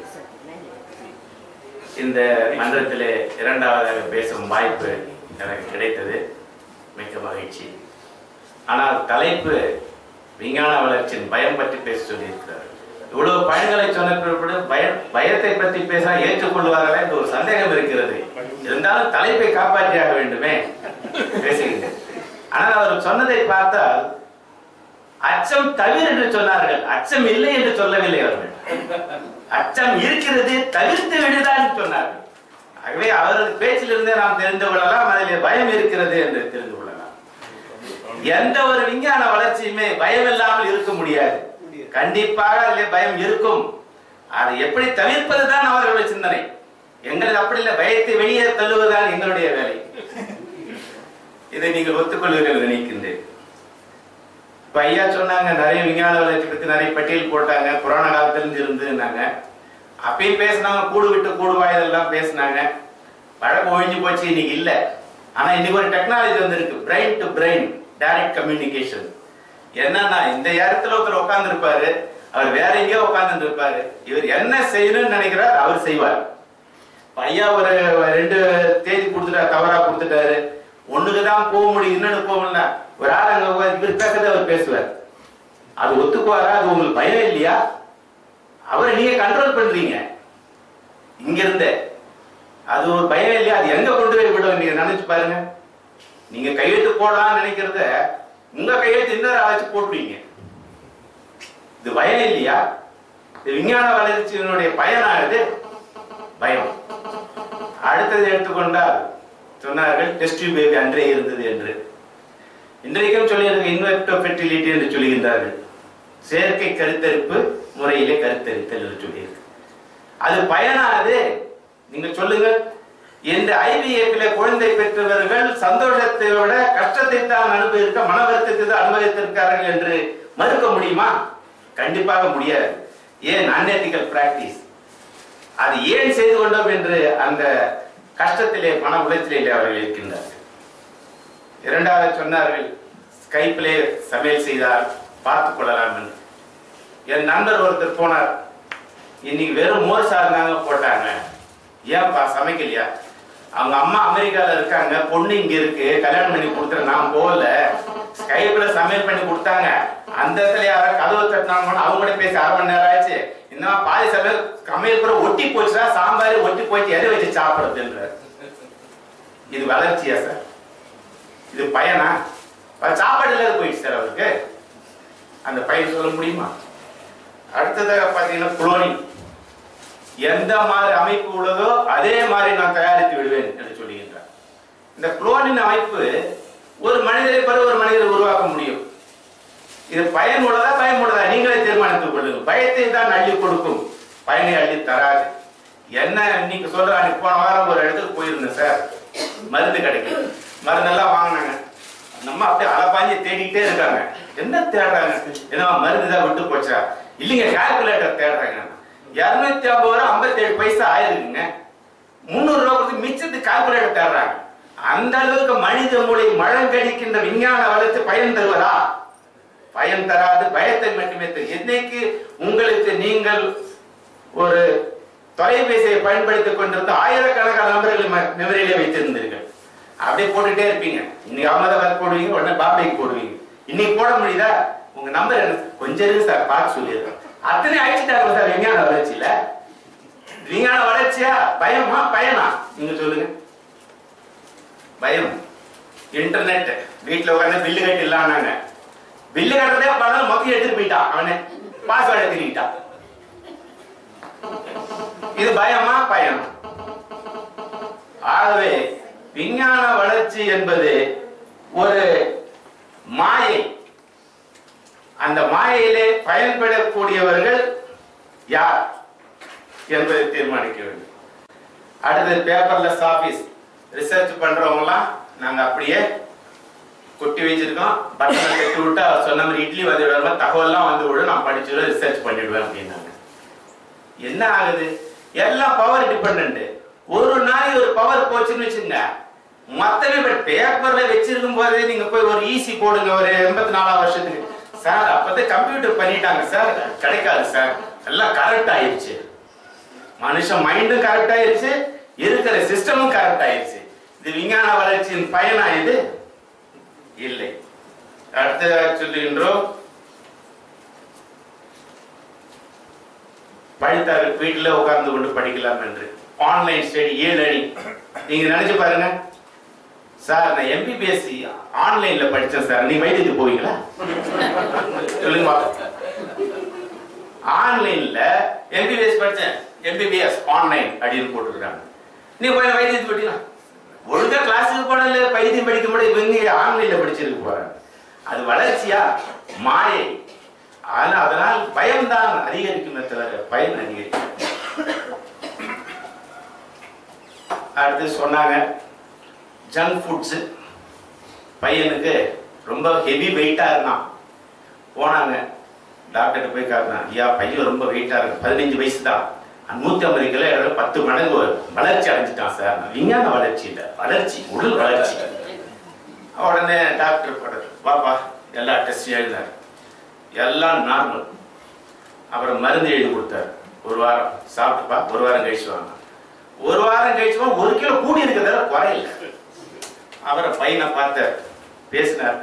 ஏன்பா விளையாடுறியா? 2 கேம் விளையாடுறேன் சார். என்ன ஃபுட்பால் ஹாக்கி விளையாடுறேன் சார் அப்படின்னு. இவருக்கு ரொம்ப சந்தேகம். என்னடா ஃபுட்பால் விளையாடுறான், ஹாக்கி விளையாடுறான், எப்பப்பா விளையாடுற? ஸ்கூல் போயிட்டு வந்துரு சார், வந்தோடனே ஹோம்ஒர்க் பண்ணோடனே எங்க அப்பா அம்மால வர வரைக்கும் விளையாடிதான் சார் இருப்பார். அப்படியா? என்ன வியாதின்னு கண்டுபிடிக்க முடியல. சீனியர்கிட்ட கூட்டிட்டு போனார். சீனியர் வந்து கொஞ்சம் சீனியர்னால ஒரு நிறைய அனுபவம் உண்டு இல்லையா? வாப்பா தம்பி, என்னப்பா சாப்பிடுவேன்? எனக்கு சாதனாலே பிடிக்காது சார். சிப்ஸு இந்த மாதிரி வகைராக்கெல்லாம் நிறைய சாப்பிடு, பெப்சிப்ஸ் எல்லாம் பிடிப்பேன் சார். இதெல்லாம் சொன்னேன். விளையாடுவேன்னு சொன்னியப்பா. ஆமா சார், ஃபுட்பால் ஹாக்கி கண்டிப்பா விளையாடுவேன் சார். சரி எது? ஆன்லைன்ல விளையாடுவேன் சார் அப்படின்னா. ஆன்லைன்ல கேம்ஸ் விளையாடி உடம்பு என்ன ஆகும்? இது ஒரு விஞ்ஞான வளர்ச்சியா? இது ஒரு பயன் உள்ளதா உங்களுக்கு? நினைச்சு பாருங்க. அடுத்தது இன்ஸ்டன்ட் ஃபுட். அப்படி போறாங்க. என்னடி 10 மணிக்கு ஆபீஸ் போனோம், இன்னும் சமைக்கல, 2 மினிட்ஸ் நூடுல் அப்படின்றாங்க. இப்படியே டெய்லி நூடுல்ஸ் பண்ணி போட்டு அந்த உப்பு தலைக்கு ஏறி ஒரு நாள் மயங்கி விழுந்துட்டார். அன்னைக்கு தடை வச்சதுதான் இன்ஸ்டன்ட் ஃபுட், நோ டச் அப்படின்ட்டார் டாக்டர். இந்த மாதிரி ஒரு விஞ்ஞான வளர்ச்சி. இது பயமா பயனா? அப்புறம் ஆக்சிடோசின் அப்படின்னு ஒரு மருந்து கண்டுபிடிச்சாங்க. அது எதுக்குன்னா, தாய்மார்கள் வந்து கருவுற்று இருந்து குழந்தை பெற்ற பிற்பாடு பால் சுரக்காது. அதுக்காக வேண்டி இந்த ஆக்சிடோசின் போட்டாக்கா அது அந்த பால் உற்பத்தி அதிகரிக்கும், குழந்தை நல்லா சாப்பிடும், எதிர்ப்பு சக்தி பெருகும். உடனே நம்ம என்ன பண்ணாங்க, ஆடு மாடு கோழி எல்லாத்துக்கும் போட்டாங்க. இப்ப என்ன ஆகுது? பெண் குழந்தைகள் 8 வயதிலே பருவத்திற்கு இந்த நிலைமை ஏற்படுத்தி இருக்கிறாரு விஞ்ஞான வளர்ச்சி. இது பயம் தரக்கூடியது இல்லையா? இதை பற்றி பயனாக நீங்கள் கருதுவீர்களா? கருத மாட்டீர்கள். மரபணு மாற்ற காய்கறிகள் கத்துறான், மாத்தாத, கத்திரிக்காய் கொண்டு வராத, ஒரு உலகமே கெட்டு போயிடும் அப்படின்னா. சரி, என்னதான் உலகம் கெட்டு போகுது அப்படின்னு பார்த்தா அதுல கிராஸ் பிரீடிங், ஏற்கனவே ஹை பிரீடிங், இதுல ஒரு கிராஸ் பிரீடிங் ஒண்ணு வருமா? என்ன கிராஸ் பிரீடிங்னாக்கா, இது இந்த மண்ணை விட்டு அடுத்த மண்ணுல பயிர் பண்ணினீங்கன்னாக்கா அது ஒரு ஹேவக், அதாவது ஒரு எதிர்வினை செயலை ஏற்படுத்தும் அப்படின்னா. ஏற்கனவே மரபணு மாத்திட்டா அது இங்க போய் கெடுத்தது இல்லாம ஒண்ட வந்தோட ஊர் பிராணியை கெடுத்த மாதிரி எல்லாத்தையும் கெடுத்துட்டு போயிடுது. இது வளர்ச்சியா இல்ல பயனா? நீங்க நினைத்த பாருங்க. அப்புறம் நாப்பிஸ், ஏதோ அந்த காலத்துல அந்த வெறும் துணியை தான் பயன்படுத்தினாங்க. இப்போ என்ன பண்றாங்க, ஒரு வயசானவங்க வீட்டுல விட்டுட்டு போறாங்க, அவங்கள பாத்துக்கிறதுக்காக ஒரு டாய்லெட்லாம் போக முடியல, ஒரு நாப்பி இன்ட்ரடியூஸ் பண்ணாங்க. இப்ப என்ன பண்றாங்க, காலையில இந்த நாப்பிஸை மாட்டி விட்டா நைட்டு 12 மணி கயிடுறதே இல்லை. கயிறுனா குழந்தை உடம்பு பூரா செவந்து, பையன் நல்லா செவந்து போயிட்டா சார். இது எதனால செவந்ததுன்னு தெரியல. டாக்டர் போனா நாப்பி தான் ஒத்துக்கல, திரும்பி பழையமா 4 முழ வேஷ்டி கிழிச்சு போடுன்றான். இது விஞ்ஞான வளர்ச்சியா சார்? அப்புறம் சாஃப்ட்வேர் இன்வென்ஷன் ஒன்று வந்தாங்க. இந்த சாஃப்ட்வேர் இன்வென்ஷன் என்னன்னா, இப்போ லேட்டஸ்டாக ரிப்போர்ட் ஒன்று வந்தது. நீங்க என்ன நினைக்கிறீங்களோ அதை சொல்லிட்டீங்கன்னா அது சாஃப்ட்வேர் கிரியேட் பண்ணி உங்களுக்கு கொடுத்துருவோம்.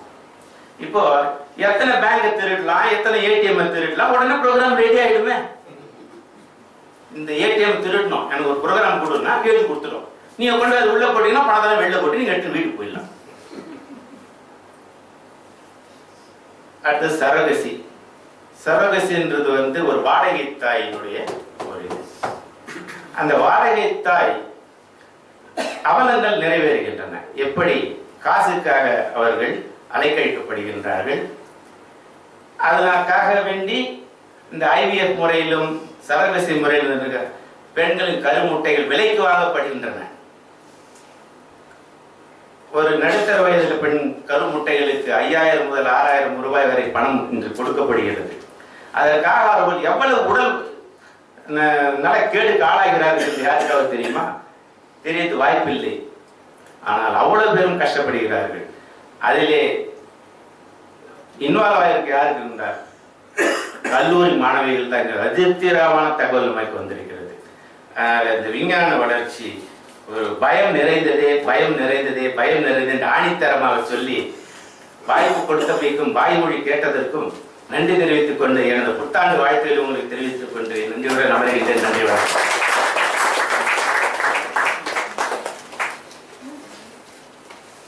சுதந்திர போராட்ட காலத்தில் திருப்பூர் குமரன் ஒருத்தர் இருந்தார். அவர் இவர் டெரர் ஃபார் யூரோப்பியன்ஸ், கொடிகாத்த குமரன் கூட சொல்லலாம்.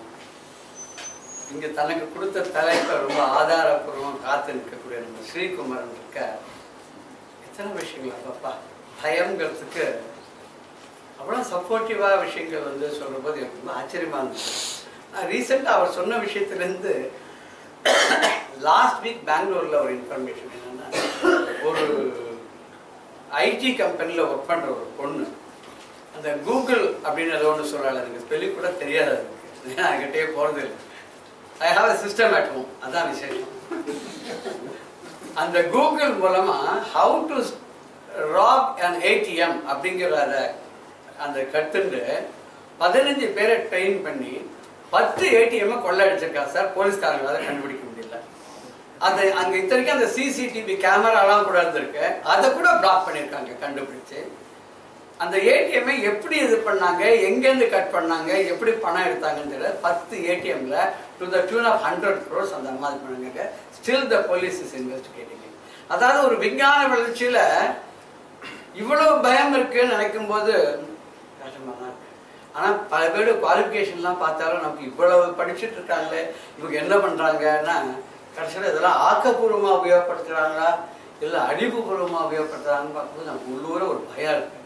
என்னோட கூட ஒரு பையன் படித்தான். நான் காமர்ஸ் படிக்க வச்சு அவன் சயின்ஸ் படித்தான், பாதியில் விட்டுட்டான். ஊருக்கு போயிட்டான். சரி, ஒரு நாள் மதுரைக்கு நான் போனேன், ரயிலில் போச்ச. அதுக்கு முன்னாடி ஸ்டேஷனில் சோழ வந்தாங்க இருக்காம நான் வரேன்னு தெரிஞ்சு நேராக ஸ்டேஷனுக்கு பெட்டி பிடிக்கலாம் எடுத்துட்டு இறங்கிட்டான். எங்கள் வீட்டில் 2 நாள் தங்கிட்டு போகணும், நான் கொண்டு விடுறேன். சரின்னு போயிட்டேன். போனால் வாசலில் போர்டு போட்டிருக்கான் R Ramakrishnan MA BL IAS. நீங்களா நீ ஃபிசிக்ஸ் நாடா படித்த, அதுவும் செகண்ட் இயர்லேயே விட்டுட்ட, கிராமத்தில் வந்து போர்டு எம்ஏ பிஎல் ஐஏஎஸ்ன்னு போட்டு அவனுக்கு தெரியாது. இது மாதிரி பெரிய போர்டுகள் போட்டால் தான் பெரிய ஆள் நினச்சிப்பான். இல்லை ஒரு விஞ்ஞானியின் மேலே இருந்தால் ஏதாவது ஒன்று போட்டுக்கணும். எம்ஏ பிஎல் ஐஏஎஸ்னால் எம்ஏல ஏதோ ஒரு சப்ஜெக்ட் ஆர்ட்ஸ் சப்ஜெக்டாக இருக்கணும், பிஎல்னா லா படிச்சிருக்கணும், ஐஏஎஸ்னா இந்தியன் அட்மினிஸ்ட்ரேட்டிவ் சர்வீஸ். ஐஏஎஸ் இருக்கிறவன் இதெல்லாம் போடவே மாட்டான். ஐஏஎஸ் இருக்கவன் ஒன்று மாதிரி இதுக்கடா 28 வயசுல வீட்டில் வந்து உட்கார போனோம். நான் எங்கேயா புள்ளி குத்திருக்கேன் நான் பற்றியா எம்ஏ பிஎல் மொத்தமாக போட்டு என்னடா அப்படின்னு அப்ரிவேஷன் சொன்னோம். Matriculation appeared but last in all subjects. MA, BL, IAS அவருடைய குவாலிஃபிகேஷன். இப்போ இந்த குவாலிஃபிகேஷன்னால என்ன அப்படின்னு கேட்டா ஏதோ ஒரு இல்யூஷனரி ஒரு மாயையில நமக்கு வந்து ஏதோ கிடைக்கிறது அப்படின்னு நினச்சிக்கிறோமே தவிர ஆக்கப்பூர்வமா நம்ம படிக்கிறத உபயோகப்படுத்துறோமா, இல்லை நம்ம படிக்கிறதுக்கே நமக்கு தேவையான சப்ஜெக்ட்ஸ் கிடைக்கிறதா, அது கிடைக்கிறதுக்கு அப்பா அம்மாக்கள் எவ்வளோ திண்டாடி வாங்கி கொடுத்தாலும் பசங்க போய் படிக்கின்றனவா, படித்த படிப்பை உபயோகப்படுத்திக்கிறாரா, அது சம்பந்தமான வேலையாக கிடைக்கிறதா. இன்னைக்கு காத்தார் கூட அந்த கல்யாண மாலையில் ஒரு பட்டிமன்றம் ராஜா பேசணும். 20 நிமிஷம் அவருடைய பேச்சை கேட்டவங்கலாம் அப்படியே அந்த மகுடிக்கு மயங்கிற பாம்பு மாதிரி மயங்கி விழுந்திருக்காங்க. I am not quoting even a single sentence from that and I do not be influenced. ரொம்ப அருமையாக பேசியிருக்காரு இளைஞர், இந்த காலத்து இளைஞர்களை பற்றி. இதுக்கு என்னமோ வந்துடுது. விஞ்ஞான வளர்ச்சிங்கிறது என்னன்னா, விஞ்ஞானம் அப்படின்னு சொன்னா விசேஷதா பவதி ஞானா எது தது விஞ்ஞானம். ஏன்னா இதில் நிறைய சம்ஸ்கிருத ஆராய்ச்சிகள்லாம் நடந்துருக்கிறதால நான் அங்கங்கே சில வார்த்தைகள் உபயோகப்படுத்துறேன். பெரிய பெரிய ஸ்காலர்ஸ்லாம் இங்கே வந்து பேசியிருக்காங்க. விசேஷமான ஞானம், விஞ்ஞானம்னா அறிவு. அறிவு ரொம்ப நன்றாக வளர்ந்து அது உபயோகமுள்ளதாக வரும்போது, மற்றவர்களை காட்டிலும் அது வளர்ச்சியுற்றதாக இருக்கும்போது அது விஞ்ஞானம் விசேஷமாக இருக்கிறது. ஆனால் இன்னைக்கு அப்படி இல்லை. விகதா ஞானகா எசதா விஞ்ஞானம். அதான் இருக்கிற ஞானமும் எவனுக்கு போயிடுதோ அவன் தான் விஞ்ஞானி அப்படின்ற எடுத்துக்கலாம். 2 விதமாக அந்த வீக்கு விசேஷம் சொல்லலாம் அப்படின்னு சம்ஸ்கிருதத்தில் ஒரு சலுகை உண்டு. இன்னைக்கு எந்த அளவுக்கு விஞ்ஞானம் போயிருக்குன்னா, ஒரு பையன் பார்த்த உடனே இந்த கையெழுத்தை போட்டுருவாங்க. எனக்கு பாஸ்போர்ட் ஆஃபீஸ்க்கு ஒரு வேலை இருந்தது. என்னன்னா, அந்த ஏதோ ஊருக்கு போகணுன்னா அதுக்கு ஒரு பர்மிஷன் ஒன்று வாங்கணும். இந்த கிராஜுவேட்டாக இருந்தால் வேணாம், கிராஜுவேட்டாக இல்லைன்னா அந்த சர்டிஃபிகேட் வாங்கணும். சரின்னு ஒருத்தருக்கு வேண்டி இருந்து நான் போய் இந்த ஃபார்மெல்லாம் கொடுத்தீங்கன்னா, நீங்கள் மெயின் பார்த்தோம் சார் கையெழுத்து போட்டுவிடுங்க சார். இல்லைங்க, எங்கள் ஃப்ரெண்டு ஒருத்தர் 10-15 கையெழுத்து போட்டோம். நீங்கள் ஏன் சார் ஒரி பண்ணிக்கிட்டு ஆள் உங்கள் கையெழுத்து போட்டுருவாங்க. பாஸ்போர்ட்டில் உங்கள் கையெழுத்து இருக்குல்ல, அதே கையெழுத்து நீங்கள் மாற்றலையோன்னா நீங்கள் ஏன் கவலைப்படுறீங்க. எங்கள் நீங்கள் கூட உங்கள் கையெழுத்தை தப்பாக போட்டாலும் போடுவீங்க சார், எங்காலும் போட மாட்டேன். என்ன ஒன்று, ஒரு கையெழுத்துக்கு 50 ரூபா, அவ்வளோதான். எத்தனை கையெழுத்து போடுறாலும் அத்தனை 50 ரூபாய்க்கு பில்லு வரும். இந்த அளவுக்கு விஞ்ஞான வளர்ச்சி வந்து குறுக்கேடா உபயோகப்படுத்தக்கூடிய மாதிரி இருக்கிறத நினைக்கும் போது பயப்படணுமா? இதுல பயன் ஜாஸ்தியா பயம் ஜாஸ்தியா? இப்ப நம்ம என்ன ஸ்டேஜில் இருக்கணும், பயனும் இருக்கு பயமும் இருக்குன்னு 2 பேரும் சொல்லி வச்சுருக்காங்க. இதுக்கு மேல என்ன பண்ண போறோம் அப்படின்னு கொஞ்சம் யோசனையா தான் இருக்கு. பயன்தான் அப்படின்றதுக்கு இன்னொருத்தர் நமக்கு பாக்கி இருக்காங்க. அந்த பயன்தான் சொல்றவர் வந்து எப்படி அதை ப்ரெசென்ட் பண்ண போறார், ஏற்கனவே சொன்னதுக்கு மேலே எப்படி சப்ஸ்டான்ஷியேட் பண்ண போறார், அதுக்கு எப்படி பலம் ஊட்ட போறார், பயனுக்கு பலன் ஊட்ட போறார் அப்படிங்கிறத பார்க்கறதுக்காக இப்போ நமக்கு வரப்போகிற திரு வெங்கடகிரி, அதாவது ஸ்ரீ வெங்கடகிரீசம் ஆலோகே அப்படின்னு தீட்சிதர் எழுதினார். ஸ்ரீ வெங்கடகிரீசம் வெங்கடகிரி அவர் வந்து நாமெல்லாம் அவரை பார்ப்போம் கேட்போம். ராஜாஜி பொதுநல மையமும் மகாலட்சுமி நலச்சங்கமும் இணைந்து நடத்தும் இந்த பட்டிமன்றத்தில் விஞ்ஞான வளர்ச்சி பயனுள்ளதா அல்லது பயமுள்ளதா என்கின்ற இந்த தலைப்பில் பேசுவதற்கு எனக்கு வாய்ப்பளித்த திரு பெரியவர் ஜிஎன் சார் அவர்களுக்கும், திரு அக்ஷயன் சார் அவர்களுக்கும், நடுவர் திரு கவிக்கண்ணன் அவர்களுக்கும், எனது அணியில் இருக்கும் சகோதரி அவர்களுக்கும், மாற்று அணியில் இருக்கும் நண்பர்களுக்கும் என்னுடைய வணக்கத்தையும் நன்றியையும் முதற்கண் தெரிவித்துக் கொள்கிறேன். விஞ்ஞான வளர்ச்சி பயனுள்ளதே என்ற அணியிலிருந்து சில கருத்துக்களை எடுத்து முன்வைக்க நான் விரும்புகிறேன். ஆனால் விஞ்ஞான வளர்ச்சி பயன்களை பற்றி நான் பெரிதாக பேசப்போவதில்லை. என்னுடைய அணியில் இருந்த சகோதரி அவர்கள் மிக தெளிவாக பேசியிருக்கிறார்கள். தலைப்பை மீண்டும் ஒரு முறை பார்த்தால் இன்றைய என்கின்ற ஒரு சொல் வருகிறது.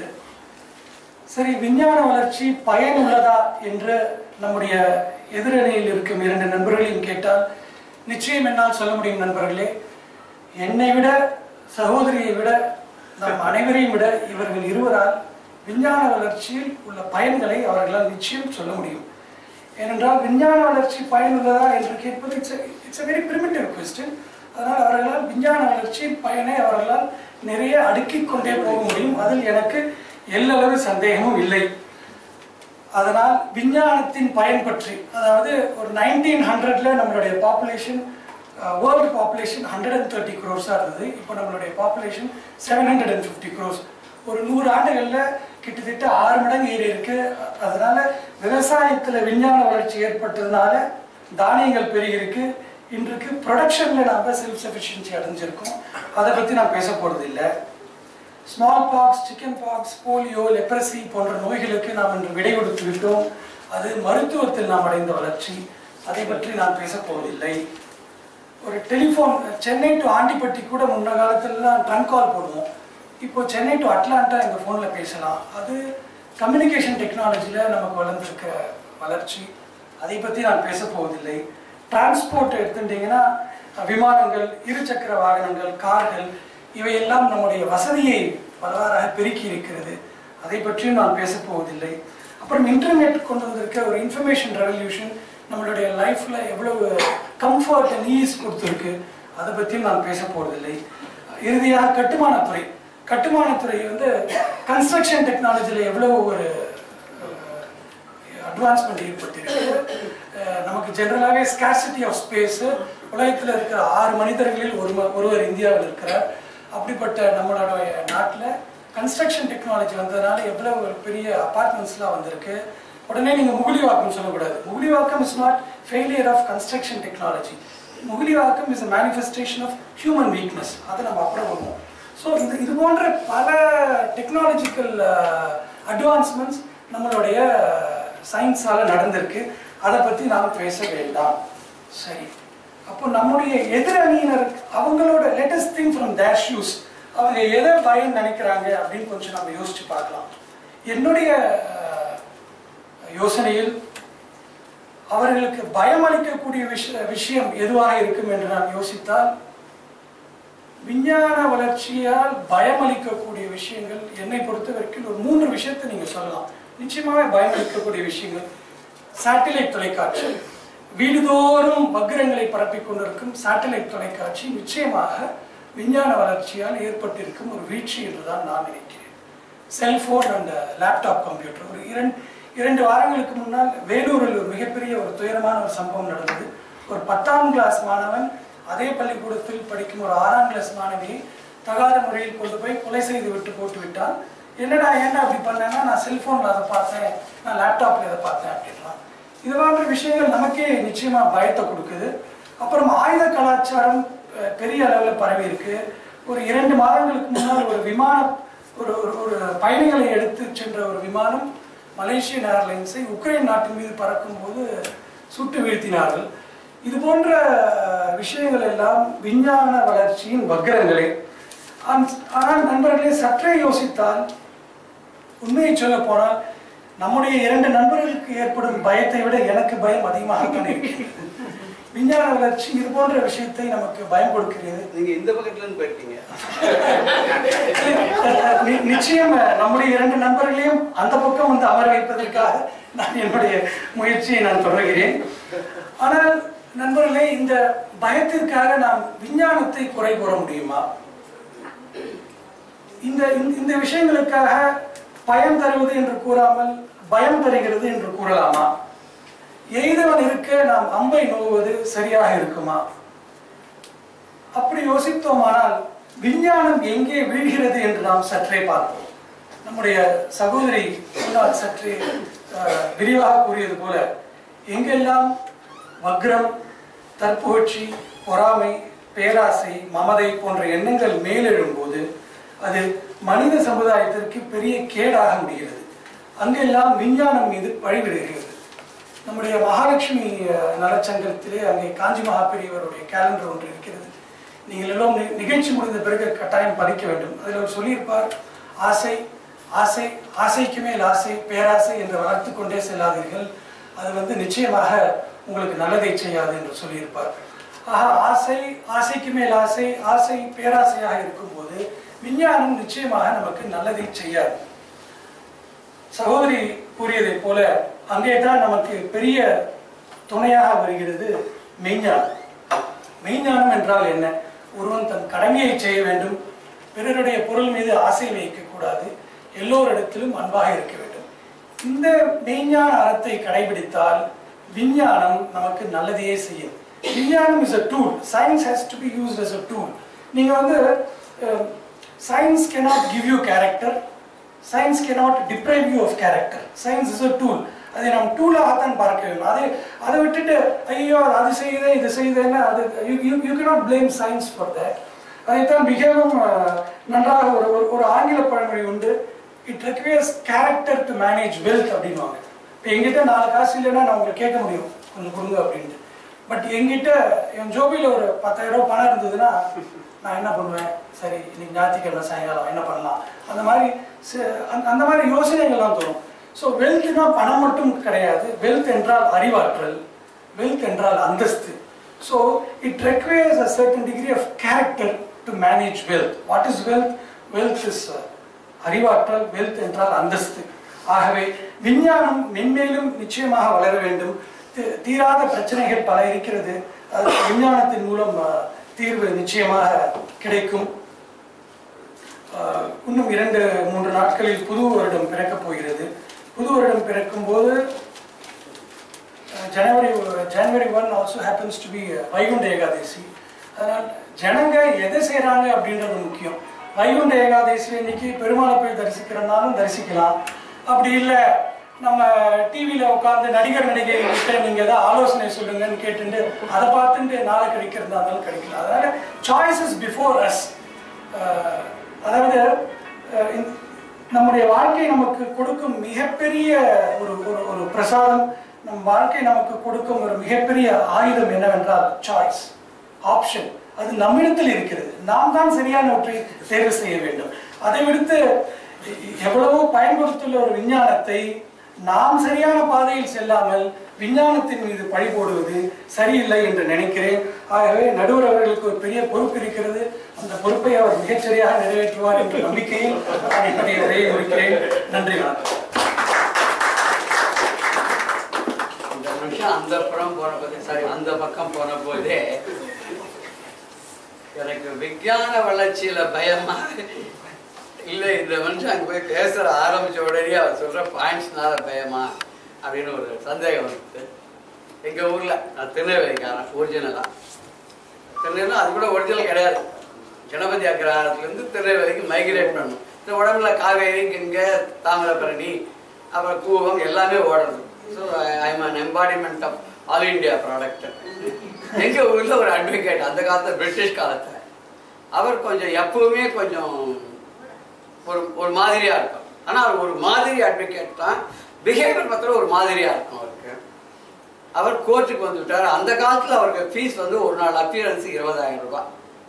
நான் பேர் சொல்லலை, ஏன்னா மாமாவோட பேர் தான் அவருக்கும். அவரை கண்டா ஜட்ஜஸ்க்கெல்லாம் கூட ஒரு பயம் உண்டு. ஏன்னா அவ்வளோ துல்லியமான பாயிண்ட் எடுத்து வச்சுப்பார்.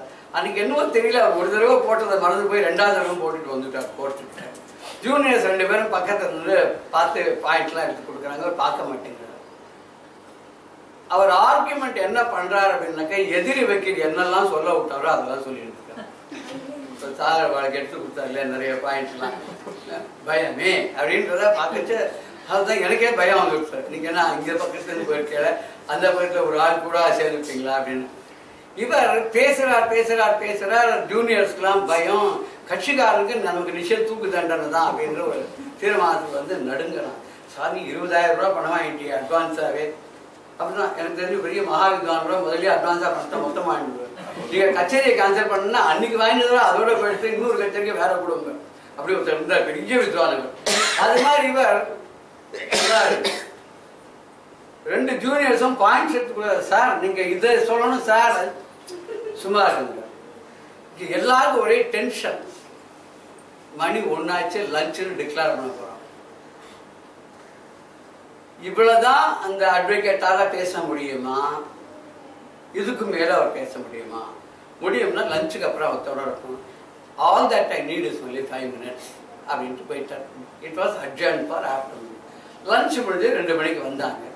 அந்த அட்வொகேட் பார்த்தாங்க, அதை நம்ம சொல்ல விட்டதெல்லாம் கூட இந்த அட்வொகேட் சொல்லிவிட்டார். இதுக்கு மேல இந்த ஆள் ஏதோ ஒரு மந்திரம் ஒன்று வச்சிருக்காரு, தாயத்தை கட்டின்னு வந்திருக்காரு. அது என்னன்னு தெரியல. இப்போ கிளீனா நமக்கே பம்பு, நம்ம கேஸ் எப்படி இருந்தாலும் பண்ணாதான் தெரிஞ்சு போச்சு. உடனே என்ன பண்ணிட்டார் அவர், இல்லை எனக்கு ஒன்றும் இல்லை, அவர் ஆர்கியூ பண்ணிட்டோம். ஆனரபிள் ஜட்ஜ் மற்ற கேஸ் எல்லாத்தையும் முடிச்சிருங்க, முடிக்கிறதுக்கு நடக்குது, 5 நிமிஷம் கொடுங்க போடுறோம். நான் கேஸ் தான் 5 நிமிஷம் போடுமா? நான் போடுறோம் அப்படின்னு. கரெக்டாக லாஸ்ட் 5 minutes தன்னுடைய கட்சிக்காரனை கூண்டில் ஏற்றினார். அந்த எதிராளை பார்க்க, நீங்க யாரோ கொலை பண்ணிட்டு வந்தா பார்த்தேன்னு, அவர் இவர் மாதிரி இருந்தாரா? இவர் தான் நாங்க இல்லைங்க, இவர் மாதிரி தான் சார் இருந்தார். Judge please no, my lord please no. So அங்க என்ன ஒரு பாயிண்ட் அவர் ப்ரூவ் பண்ணாருன்னா, இவர் மாதிரி தான் இருந்தார், இவரா தெரியாது அப்படின்னு சொல்லிட்டு கடிகாரத்தை இங்கேருந்து காமிச்சார். அந்த காலத்துல பெரிய கடிகாரம். அந்த பெரிய கடிகாரம் அப்பதான் ஸ்விஸ்ல இருந்து வந்திருக்கு. 2500 ரூபா அந்த காலத்துல. நான் சொல்றேன் 1935 அந்த சமயத்துல. என் கடிகாரத்துல எவ்வளவு டைம் அப்படின்னு கேட்கிறார். தெரியலங்க ஐயா, இவ்வளவு பெரிய கடிகாரத்துல இருக்கிற டைம் அவனுக்கு 10 அடியிலேருந்து தெரியல. 200 அடி தூரத்துல இருந்து இந்த ஆள் தான் பண்ணிட்டு போனான்னு அவன் சொல்றதை நம்பி நீங்க ஜட்மெண்ட் கொடுக்கணும். Sorry my lord, it is up to you அப்படின்னு case was decided in favour of this. He proved perfectly that this man was not involve. அது மாதிரி சார் வெங்கடகிரி அவர்கள் அவளுக்கு நிறைய பாயிண்ட்ஸ் எல்லாம் எடுத்து கொடுக்கும்போது, ஏற்கனவே இந்த அம்மா ஒரு 10-15 பாயிண்ட் எழுதிச்சு, இதுக்கு மேல அவரோட 10 பாயிண்ட கொடுத்து, அதுக்கப்புறம் நம்ம என்ன சொல்றதுக்கு பேசாத லஞ்சுக்கு போயிடலாம் அந்த பக்கமா அப்படின்ற லெவல்ல கொஞ்சம் விட்டுவான்னு நினைக்கும் போது கடைசியில் ரொம்ப அழகா சொல்லியிருக்காரு. நல்ல பாயிண்ட்ஸ்லாம் கருத்துக்கள்லாம் சொல்லியிருக்காரு. இப்போ இந்த செல்போனை பற்றி கூட அவர் சொன்னார். அதுல நிஜமாக ஒரு பயம் இருக்குங்க. என்னன்னு கேட்டீங்கன்னா, ஒரு காலத்துல ரோட்ல யாராவது போகும்போது அப்படின்னு நம்ம என்ன நினைப்போம், இது கீழ்பார்க்கம். இல்லைன்னா கொஞ்சம் நாசுக்கா சொல்லணும், இவர் ஆக்ராவுக்கு போக வேண்டியவர். ஆக்ரா அது மாதிரி ஒரு இடம் இருக்கு, ரொம்ப பேருக்கு தெரியாது. சூச்சகமா சொல்லணும், இந்த ஆக்ரா கேஸ் அப்படின்னு சொல்லி. இன்னைக்கு 100க்கு 120 பேர் தனியாவே பேசிட்டு போறான் சார். யாரோ பாருங்க, அவன் ஏதோ பேசிட்டு போறான், சிரிக்கிறான், என்னவோ பண்றான். என்னன்னு பார்த்தா அப்ப காதுக்குள்ள ஒரு சின்ன பட்டன். அந்த காலத்துல தான் காதுல பட்டன் வச்சிருந்து எல்லாருமே யோசனை பண்ணுவாங்க. காதுல பட்டன் வச்சுனா காது கேட்காத. அதான் யாருமே தன்னை 90 வயசுல கூட காது கேட்காதுன்னு சொல்ல விரும்ப. எங்க அம்மா காது கேட்காதானே, எங்க அம்மா என்ன கேட்கறேன். அது மாதிரி வயசான கூட காதுல அந்த பட்டன் வச்சுக்கிட்டுன்னா அவருக்கு பிடிக்காது. இன்னைக்கு காதுல பட்டன் இல்லாத வேலையே கிடையாது. 1 இல்ல 2 பட்டன். அப்புறம் இன்னொன்று மாட்டி அப்படி சொல்லி விடுறாங்க, கனெக்ஷனே கிடையாது. கனெக்ஷனே இல்லாத பாக்கெட் ஏதோ அது வச்சிருக்காங்க. அது எப்படி ஆப்ரேட் பண்ணுவான் என்னன்னு அவன் பாட்டு சிரிச்சுட்டு பேசிட்டு என்னோ பண்ணிட்டு போறான். பார்த்தா என்ன நாடே எங்கேயோ போயிட்டு இருக்கோம், பயமாச்சு. கனெக்ஷனே இல்லாத பேச முடியாது. கனெக்ஷனே இல்லாத இந்த பெட்டிக்கும் இந்த காதலுக்கும் கனெக்ஷன் இல்லை. இந்த பெட்டிக்கும் அமெரிக்காவில் இருக்கிற நம்ம பிள்ளையும் பொண்ணுக்கும் கனெக்ஷன் இல்லை. கனெக்ஷனே இல்லாத கனெக்ஷன் இருக்கக்கூடிய இந்த ஒரு காலத்துல யாரோட பேசுறாங்கன்னு தெரியறதில்ல. குழந்தைதான் திடீர்னு பல வீட்டில் கூட நடக்கிறது தான். அது கல்யாணம் பண்ணலாம் குழந்தை எனக்கு இப்போ வேண்டாமே, எனக்கு கொஞ்ச நாள் ஆகணும், லெட் மீ என்ஜாய். திடீர்னு ஒரு நாளைக்கு, daddy meet my fiancée. If I want to live, I will live only with you. If you give me permission, I will get married with your blessings. As otherwise, thank you very much. இங்கிருந்தே நீ ஆசீர்வாதம், நான் photo அனுப்புறேன் அப்படின்னு சொல்ற அளவுக்கு எனக்கு விஞ்ஞானம் வளர்ந்துருக்கிறத பார்க்கும்போது, இந்த குழந்தை செல்போனை படிப்புக்கு யூஸ் பண்றாளா, லேப்டாப்பை படிப்புக்கு யூஸ் பண்றாளா, என்னத்துக்கு யூஸ் பண்றான்னு தெரியல அப்படின்னு அங்க ஆரம்பிச்சு பார்த்தா ஒண்ணுன்னா இருக்குன்னு வச்சா எல்லா இடத்தையும் பயமும் கூடவே வருது அப்படிங்கிறத மறுக்க முடியாத உண்மைதான். இது பயந்தானா அப்படின்னு சொல்லணும்.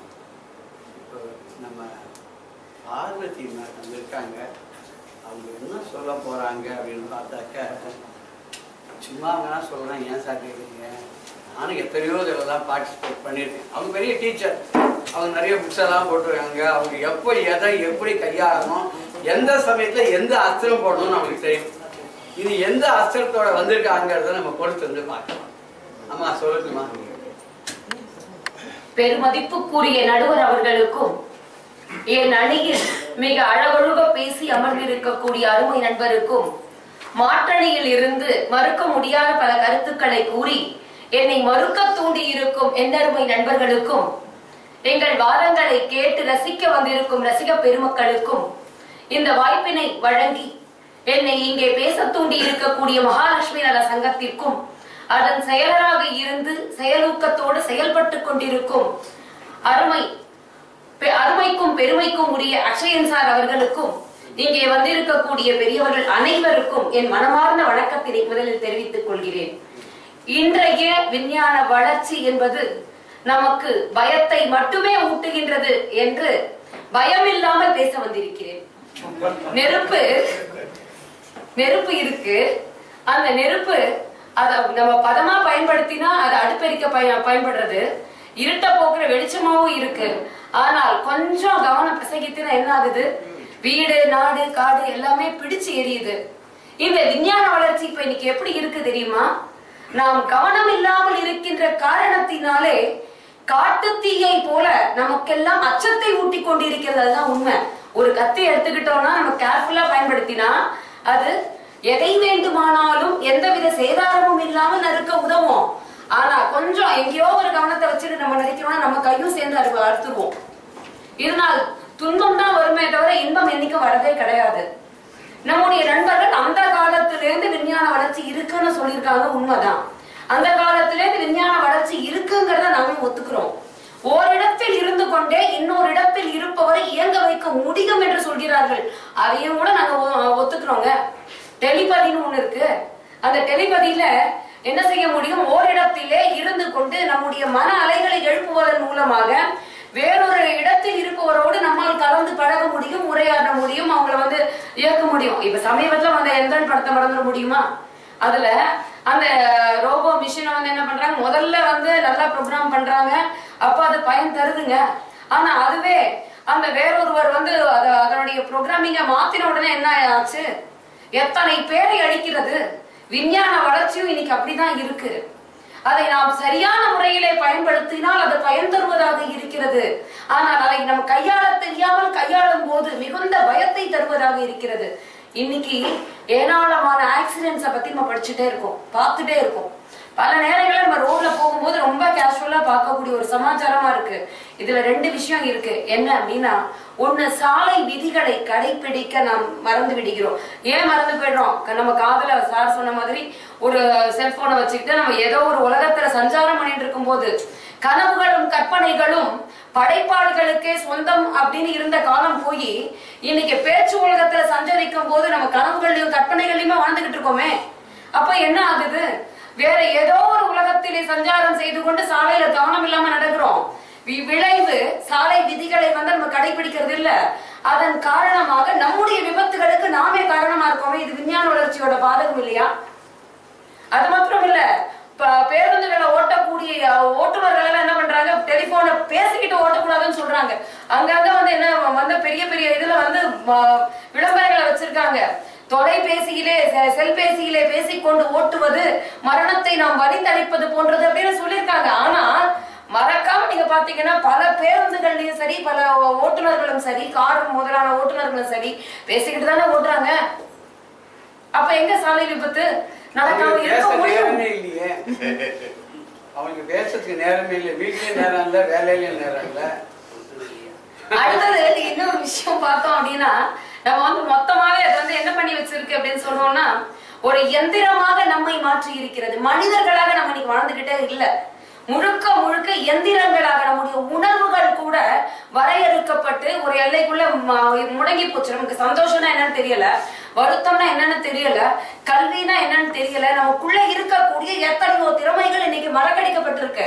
ஒரு காலத்துல பாத்தீங்க அப்படின்னு சொன்னா, ஆசிரியர் பாடம் சொல்வார், இன்னைக்கு மாதிரி வந்து என்ன புத்தகங்கள் கிடையாது. அதை வாய்மொழியாக கேட்டு மனதில் இருத்தி அதை பல ஆண்டுகளுக்கு ஞாபகம் வைத்துக் கொண்டு மற்றவர்களுக்கு சொல்லக்கூடிய ஆற்றல் நம்ம மனிதன் கிட்டதான் இருந்திருக்கு. ஆனா இன்னைக்கு அந்த ஆற்றல் எங்க போச்சு?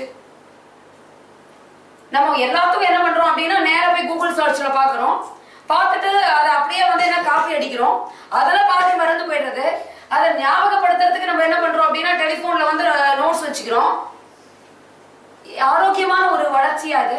கூகுள் சர்ச்சிலேயே போய் நம்ம பார்த்தோம்னா கூட நன்றாக வந்து புத்தகங்களை படித்தவர்களுக்கு தெரியுது பல விஷயங்கள்ல நுணுக்கமான பிழைகள் இருக்கு அப்படிங்கிறது. அப்ப பிழையான ஒன்றை பார்த்து பிழையான ஒன்றை புரிந்து கொண்டு பிழையான ஒன்றை நாமும் பரப்புகிறோம். அது ஒரு தப்பு இல்லையா?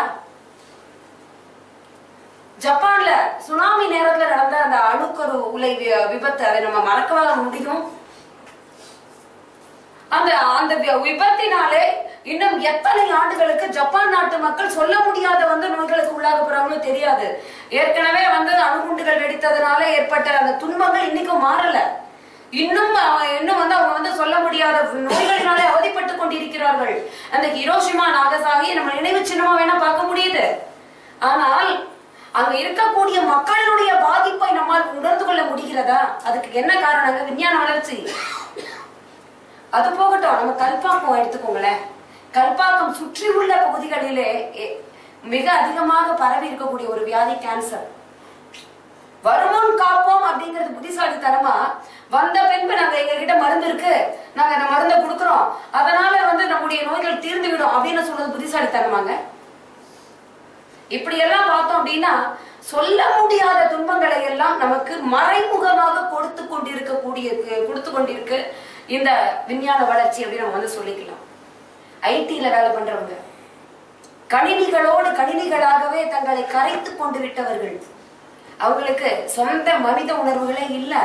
இன்னைக்கு பாத்தீங்கன்னா ஏராளமான பிரச்சனைகள் அவங்களுக்கு தான். உடல் ரீதியான பிரச்சனைகள், மன ரீதியான பிரச்சனைகள்.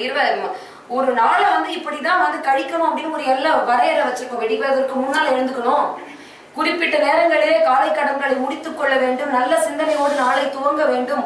நம்முடைய உடல் உறுப்புகளுக்கு தகுதியான முறையிலே என்ன செய்யணும் அப்படின்னா வந்து பயிற்சிகளை கொடுக்க வேண்டும். தனியா பயிற்சி பண்ண வேண்டாம். அவங்க சொன்ன மாதிரி ஒரு மிஷின்ல போய் பயிற்சி செஞ்சுதான் உடம்பு ஆரோக்கியமா இருக்கணும்னா அது தேவையே இல்லையே.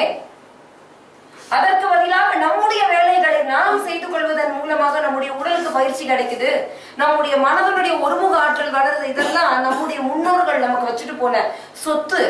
இன்னைக்கு அதெல்லாம் மறந்துட்டு நம்முடைய நாளை தவறாக துவங்குகிறோம். ராத்திரி 12 மணி 1 மணி 2 மணி வரைக்கும் வேலை பார்க்கிறோம். அதுக்கப்புறம் காலங்காலத்தாலும் நம்ம எழுந்துட்டு எந்த நேரத்திலே சுத்தமான காற்றை சுவாசிக்க வேண்டுமோ அந்த நேரத்துல வீட்டுல படுத்துட்டு ஏசி மிஷினை போட்டுட்டு நல்லா என்ன பண்ணிட்டு இருக்கோம்னா தூங்கிட்டு இருக்கோம். அப்ப ஆரோக்கியம் எங்க வந்தது? மிகச்சிறந்த எளிய உடற்பயிற்சி நடைப்பயிற்சினார் காந்தி. அவர் எந்த விதமான நோயும் இல்லாமல் ஆரோக்கியமாக வாழ்ந்து மறைந்தவர். நமக்கு இன்னைக்கு பார்த்தோம் அப்படின்னு சொன்னா 30 வயசுக்குள்ள முட்டி வலி.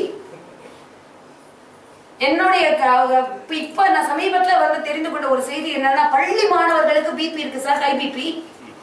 அது நீங்க மார்க் குறைச்சலா போட்டுருக்கீங்க. அதனால எதுவும் சொல்ல முடியாது. ஏன்னா அவர்களுடைய நேரங்கள் எல்லாம் வந்து என்னன்னா ஸ்கூல்ல இருந்து போன உடனே வந்து என்ன பண்ணிடுறாங்க, கம்ப்யூட்டருக்கு முன்னாடி உட்கார்ந்து கம்ப்யூட்டர் பாக்குறாங்க. மிச்ச மீதி நேரத்துக்கு வீடியோ கேம்ஸ் விளையாடுறாங்க. உடல் உழைப்பும் கிடையாது, ஒண்ணும் கிடையாது. படிக்காம இருந்துட்டு அடுத்த நாள் காலையில பொழுது விடியும் போதுதான் தெரியுது, ஓ நீங்க 4 டெஸ்ட். இந்த 4 டெஸ்ட்ல வந்து நம்ம ஒரு டெஸ்டாவது ஒழுங்கா பண்ணுவோமா தெரியல. சரி இந்த டீச்சர் விட்டுருவாங்க, அந்த டீச்சர் கேட்டுடுவாங்களே, சும்மா விட மாட்டாங்களே, அப்பா அம்மாவை கூப்பிட்டு பேசுவாங்களே, அப்பா அம்மாவுக்கு நம்ம வண்டவாளம் தண்டவாளம் ஏறிடுமே, இந்த பிரச்சனை அங்க வந்துருதுங்களே. சரி எதையும் வந்து சரியான முறைப்படி பயன்படுத்தணும்னு சொல்றோமே. நீங்க சொன்ன மாதிரி நம்ம வந்து கம்ப்யூட்டர் ஓபன் பண்ணி நம்ம மெயில ஓபன் பண்ணோம்னா போதும். சில நேரங்கள்ல என்ன ஆயிடுது அப்படின்னா தேவையில்லாத சைட்டெல்லாம் ஓபன் ஆயிடுது. வரிசையா அட்வர்டைஸ்மெண்டா தேவையில்லாத விஷயங்கள் எல்லாம் ஓபன் ஆயிடுது. நம்ம தேவையில்லாத விஷயங்கள் நாம் விரும்பியோ விரும்பாமலோ நம்ம வந்து பார்க்க வேண்டிய ஒரு கட்டாயத்துல இருக்கும். ஈஸியா அதை மூடுறதுக்குள்ளேயே நமக்கு என்ன ஆயிடும், நம்ம நேரமா தான் போயிடும். காலம் பொன் போன்றதுன்னு சொன்னா மட்டும் போராது, அந்த பொன்னை போல பயன்படுத்த வேண்டும் அல்லவா. நம்முடைய நேரத்தெல்லாம் வீணடிச்சு நம்முடைய உடலை கெடுத்துக்கொண்டு மனதை கெடுத்துக்கொண்டு இன்னைக்கு தற்கொலையினுடைய அளவை பாத்தீங்கன்னா அதிகமாகி கொண்டிருக்கிறது. ஏன்? நம்முடைய மன உணர்வுகள் எல்லாம் எருகி போன காரணத்தினால. நமக்கு இயல்பான மனம்னா என்னன்னு தெரியல, இயல்பான வாழ்க்கை முறைன்னா என்னன்னு தெரியல, இயல்புனா என்னன்னு தெரியல. அந்த இயல்பு தன்மைங்கிறத மறந்து போனதுனால, மறக்கடிக்கப்பட்டதுனால இன்றைய காலத்தினுடைய கட்டாயத்தினுடைய பேர்ல என்ன ஆயிடும் அப்படியே எந்திரங்களோடு எந்திரங்கள். ஒரு விஷயம் ஞாபகம் வச்சுக்கணும், பவர் கட் ஆச்சுன்னா எந்திரங்களுக்கு கூட ஓய்வு உண்டு. ஆனால் இன்றைக்கு எந்திரங்களாக மாறிவிட்ட மனிதர்களுக்கு ஓய்வு அப்படிங்கறதே கிடையாது. வீட்டுல வந்து லீவுன்னு சொல்லி உட்கார்ந்து இருப்பான், லேப்டாப்பை வச்சுட்டு என்ன பண்ணிட்டு இருப்பான் அப்படின்னு அங்கேயும் ஆபீஸ் ஒர்க் பார்ப்பான். அப்ப ஏது ஓய்வு? மனதிற்கு கொடுக்கப்படும் ஓய்வு, மூளைக்கு கொடுக்கப்படும் ஓய்வு, உடலுக்கு கொடுக்கப்படும் ஓய்வு, அது ஒரு மனிதனுக்கு முக்கியம் இல்லையா? செல்போனுக்கு கூட நம்ம என்ன பண்ணணும் அப்படின்னு சொன்னா ரீசார்ஜ் பேட்டரி பண்ணணும். ஆனா இந்த மனிதனுக்கு எப்படி ரீசார்ஜ் பண்றது? 24 மணி நேரமும் தன்னை மறந்து, தன்னுடைய இன்பங்களை மறந்து, தனக்கு சின்ன சின்ன வந்து சந்தோஷத்தை கொடுக்கக்கூடிய எல்லாத்தையுமே மறந்து, சாப்பிடறத கூட மறந்து, எந்த நேரமும் வந்து நம்ம வந்து ஒரு எந்திரத்தை போல வேற ஏதோ ஒரு வேலையை பார்த்துட்டு இருக்கும் போது, வேற ஏதோ ஒரு உலகத்துல சஞ்சாரம் பண்ணும் போது நமக்கு எப்ப ரீசார்ஜ்? சரி, நாங்க எத்தனையோ மருந்துகள் எல்லாம் கண்டுபிடிச்சிட்டோம். அந்த கண்டுபிடிக்கப்பட்ட மருந்துகளின் வாயிலாக வந்து கொடிய நோய்களை ஒழிச்சிட முடியும், இறப்பினுடைய சதவீதத்தை வந்து தள்ளிட முடியும் எல்லாம் சொல்றோம், ரொம்ப வாஸ்தவம். ஆனால் அந்த மருந்துகள் எல்லாம் இன்றைக்கு எப்படி இருக்கு தெரியுமா? எட்டாக்கணிகளாக இருக்கு. நடுத்தர மக்களுக்கு அந்த மருந்துகள் வந்து வாங்கி பயன்படுத்தக்கூடிய நிலைமையில இல்ல. தேவையில்லாத மருந்துகள் விலையெல்லாம் பாத்தீங்கன்னா ரொம்ப சீப்பா இருக்கு. இயற்கை முறையிலே வாழ தெரிந்து கொண்ட நாம், இயற்கை முறையிலே வாழ வேண்டும் என்று வலியுறுத்திய நாம், இயற்கை முறையிலே வாழ தொடங்கினால் இன்றைக்கு இந்த பயம் நமக்கு ஏது? இதையெல்லாம் நாம் இப்போது சிந்தித்து பார்க்க வேண்டும். செயற்கை முறையிலே நம்ம எது வாழ தூண்டி இருக்கு அப்படின்னு சொன்னா முழுக்க முழுக்க அறிவியல் தான். நம்முடைய முன்னோர்கள் அறிவியலை பயன்படுத்தலையா அப்படின்னு கேட்டா நான் வந்து பயன்படுத்தினாங்கன்னு சொல்லுவேன். ஆனா அது எப்படி பயன்படுத்தினாங்கன்னா பதமாக பயன்படுத்தினார்கள். நான் முதல்லயே சொன்ன மாதிரி அந்த நெருப்பை எப்படி பயன்படுத்தினால் தீபமாக எரியுமோ, எப்படி பயன்படுத்தினால் அடுப்பாக இருந்து நமக்கு தேவையானவற்றை எல்லாம் சமைத்து தருமோ அப்படி பயன்படுத்தினாங்க. ஆனா இன்னைக்கு நம்ம எப்படி பயன்படுத்திட்டு இருக்கோம் அப்படின்னா காட்டு தீயை போல அதனுடைய போக்கிலே போய் கொண்டிருக்கிறோம். மனம் போன போக்கிலே போக வேண்டாம் இல்லையா? அந்த மனம் போன போக்கிலே, இந்த அறிவியல் போகின்ற போக்கிலே நாம் போய்கொண்டிருக்கின்ற காரணத்தினால் அப்படியே இழுத்துட்டு போகுது காட்டாற்று வெள்ளம் போல. அப்படி போய்கொண்டிருக்கக்கூடிய காரணத்தினாலே நாம் பயங்களை மட்டுமே மிச்சமாக வைத்துக் கொண்டிருக்கிறோம். ஆகவே அருமை நண்பர்களே, இன்றைய விஞ்ஞான வளர்ச்சி மனிதனாக இருக்கக்கூடிய ஒவ்வொருவருக்கும், மனித நேயத்தோடு இருக்கக்கூடிய ஒவ்வொருவருக்கும், ஏன் உலக பிரஜையோடு இருக்கக்கூடிய ஒவ்வொருவருக்கும் மிகுந்த பயத்தை தான் முடிவில் உண்டாக்குகிறது என்று சொல்லி வாய்ப்பளித்தமைக்கு நன்றி கூறி விடைபெறுகிறேன். ஒரு சுனாமியே பார்த்தோம். அப்படி ஒரு ஆதாரபூர்வமாக அழுத்தம் திருத்தமாக தன்னுடைய அனுபவத்தின் பலனாக தன்னுடைய வாதங்களை ரொம்ப அழகாக நம்ம முன்னாடி வச்சு, என்னங்க நான் சொல்றதாங்க கரெக்ட் அப்படின்னு சொல்லக்கூடிய ஒத்துக்கொள்ளக்கூடிய ஒரு மாயையும் கிரியேட் பண்ணி, பொதுவாகவே டீச்சர்ஸ்ன்னு சொன்னாலே அவளுக்கு தனித்திறமை உண்டு. அதே மாதிரி நிறைய மாணவர்கள்லாம் கூட டீச்சர் அப்படியே காப்பி அடிக்கிறது கூட உண்டு. எங்க மிஸ்ன்னு சொல்லிட்டு அம்மா அப்பாவை விட ரொம்ப நிறைய ஸ்பெண்ட் பண்றதும் பாசம் வச்சுக்கிறதும் அவங்களுடைய அந்த அம்மாவுக்கு பேரம்பேத்திலாம் இருப்பாங்க, எங்கள் மிஸ்ஸுன்னு தான் சொல்லணும் குழந்தைங்கள்லாம். அப்படிப்பட்டவர் ரொம்ப அழகான பல விஷயங்கள்லாம் சொன்னாங்க. இந்த வாடகை குழந்தைகள்லாம் பற்றி கூட டச் பண்ணாங்க. இப்போ ரெண்டு பக்கத்தினுடைய இதுலேருந்து பார்க்கும்போது நமக்கு இவங்களை பார்க்கறச்ச பயம்தான் அப்படின்னு தோன்றது. இவங்களெல்லாம் பார்க்கும்போது எதுங்க பயன் நிறைய விளையாட்டு, எதுங்க பயப்படணும் அப்படின்னு தோணுது. இல்லை நம்ம பயன் மாத்திரம் இருக்குன்னு பார்த்துட்டு பயம் இருந்தா இருந்துட்டு போட்டுமே அப்படின்னு விடவும் முடியல. சரி, பயந்துக்கிட்டு இதை ஒத்துக்காத இருக்கவும் முடியல. இப்போ நமக்கு வந்து மீசையும் வேணும், கூழும் வேணும் அப்படிங்கிற நிலையில நம்ம இப்போ இருக்கோம். ஒரு சம்மப் பண்ணின்னு பார்க்கணும்னு எனக்கு ரொம்ப நாள் முன்னாடி ரொம்ப ஒரு ஆச்சரியம். நம்ம எல்லாருமே சென்ட்ரல் ஸ்டேஷன் பார்த்துருப்போம்.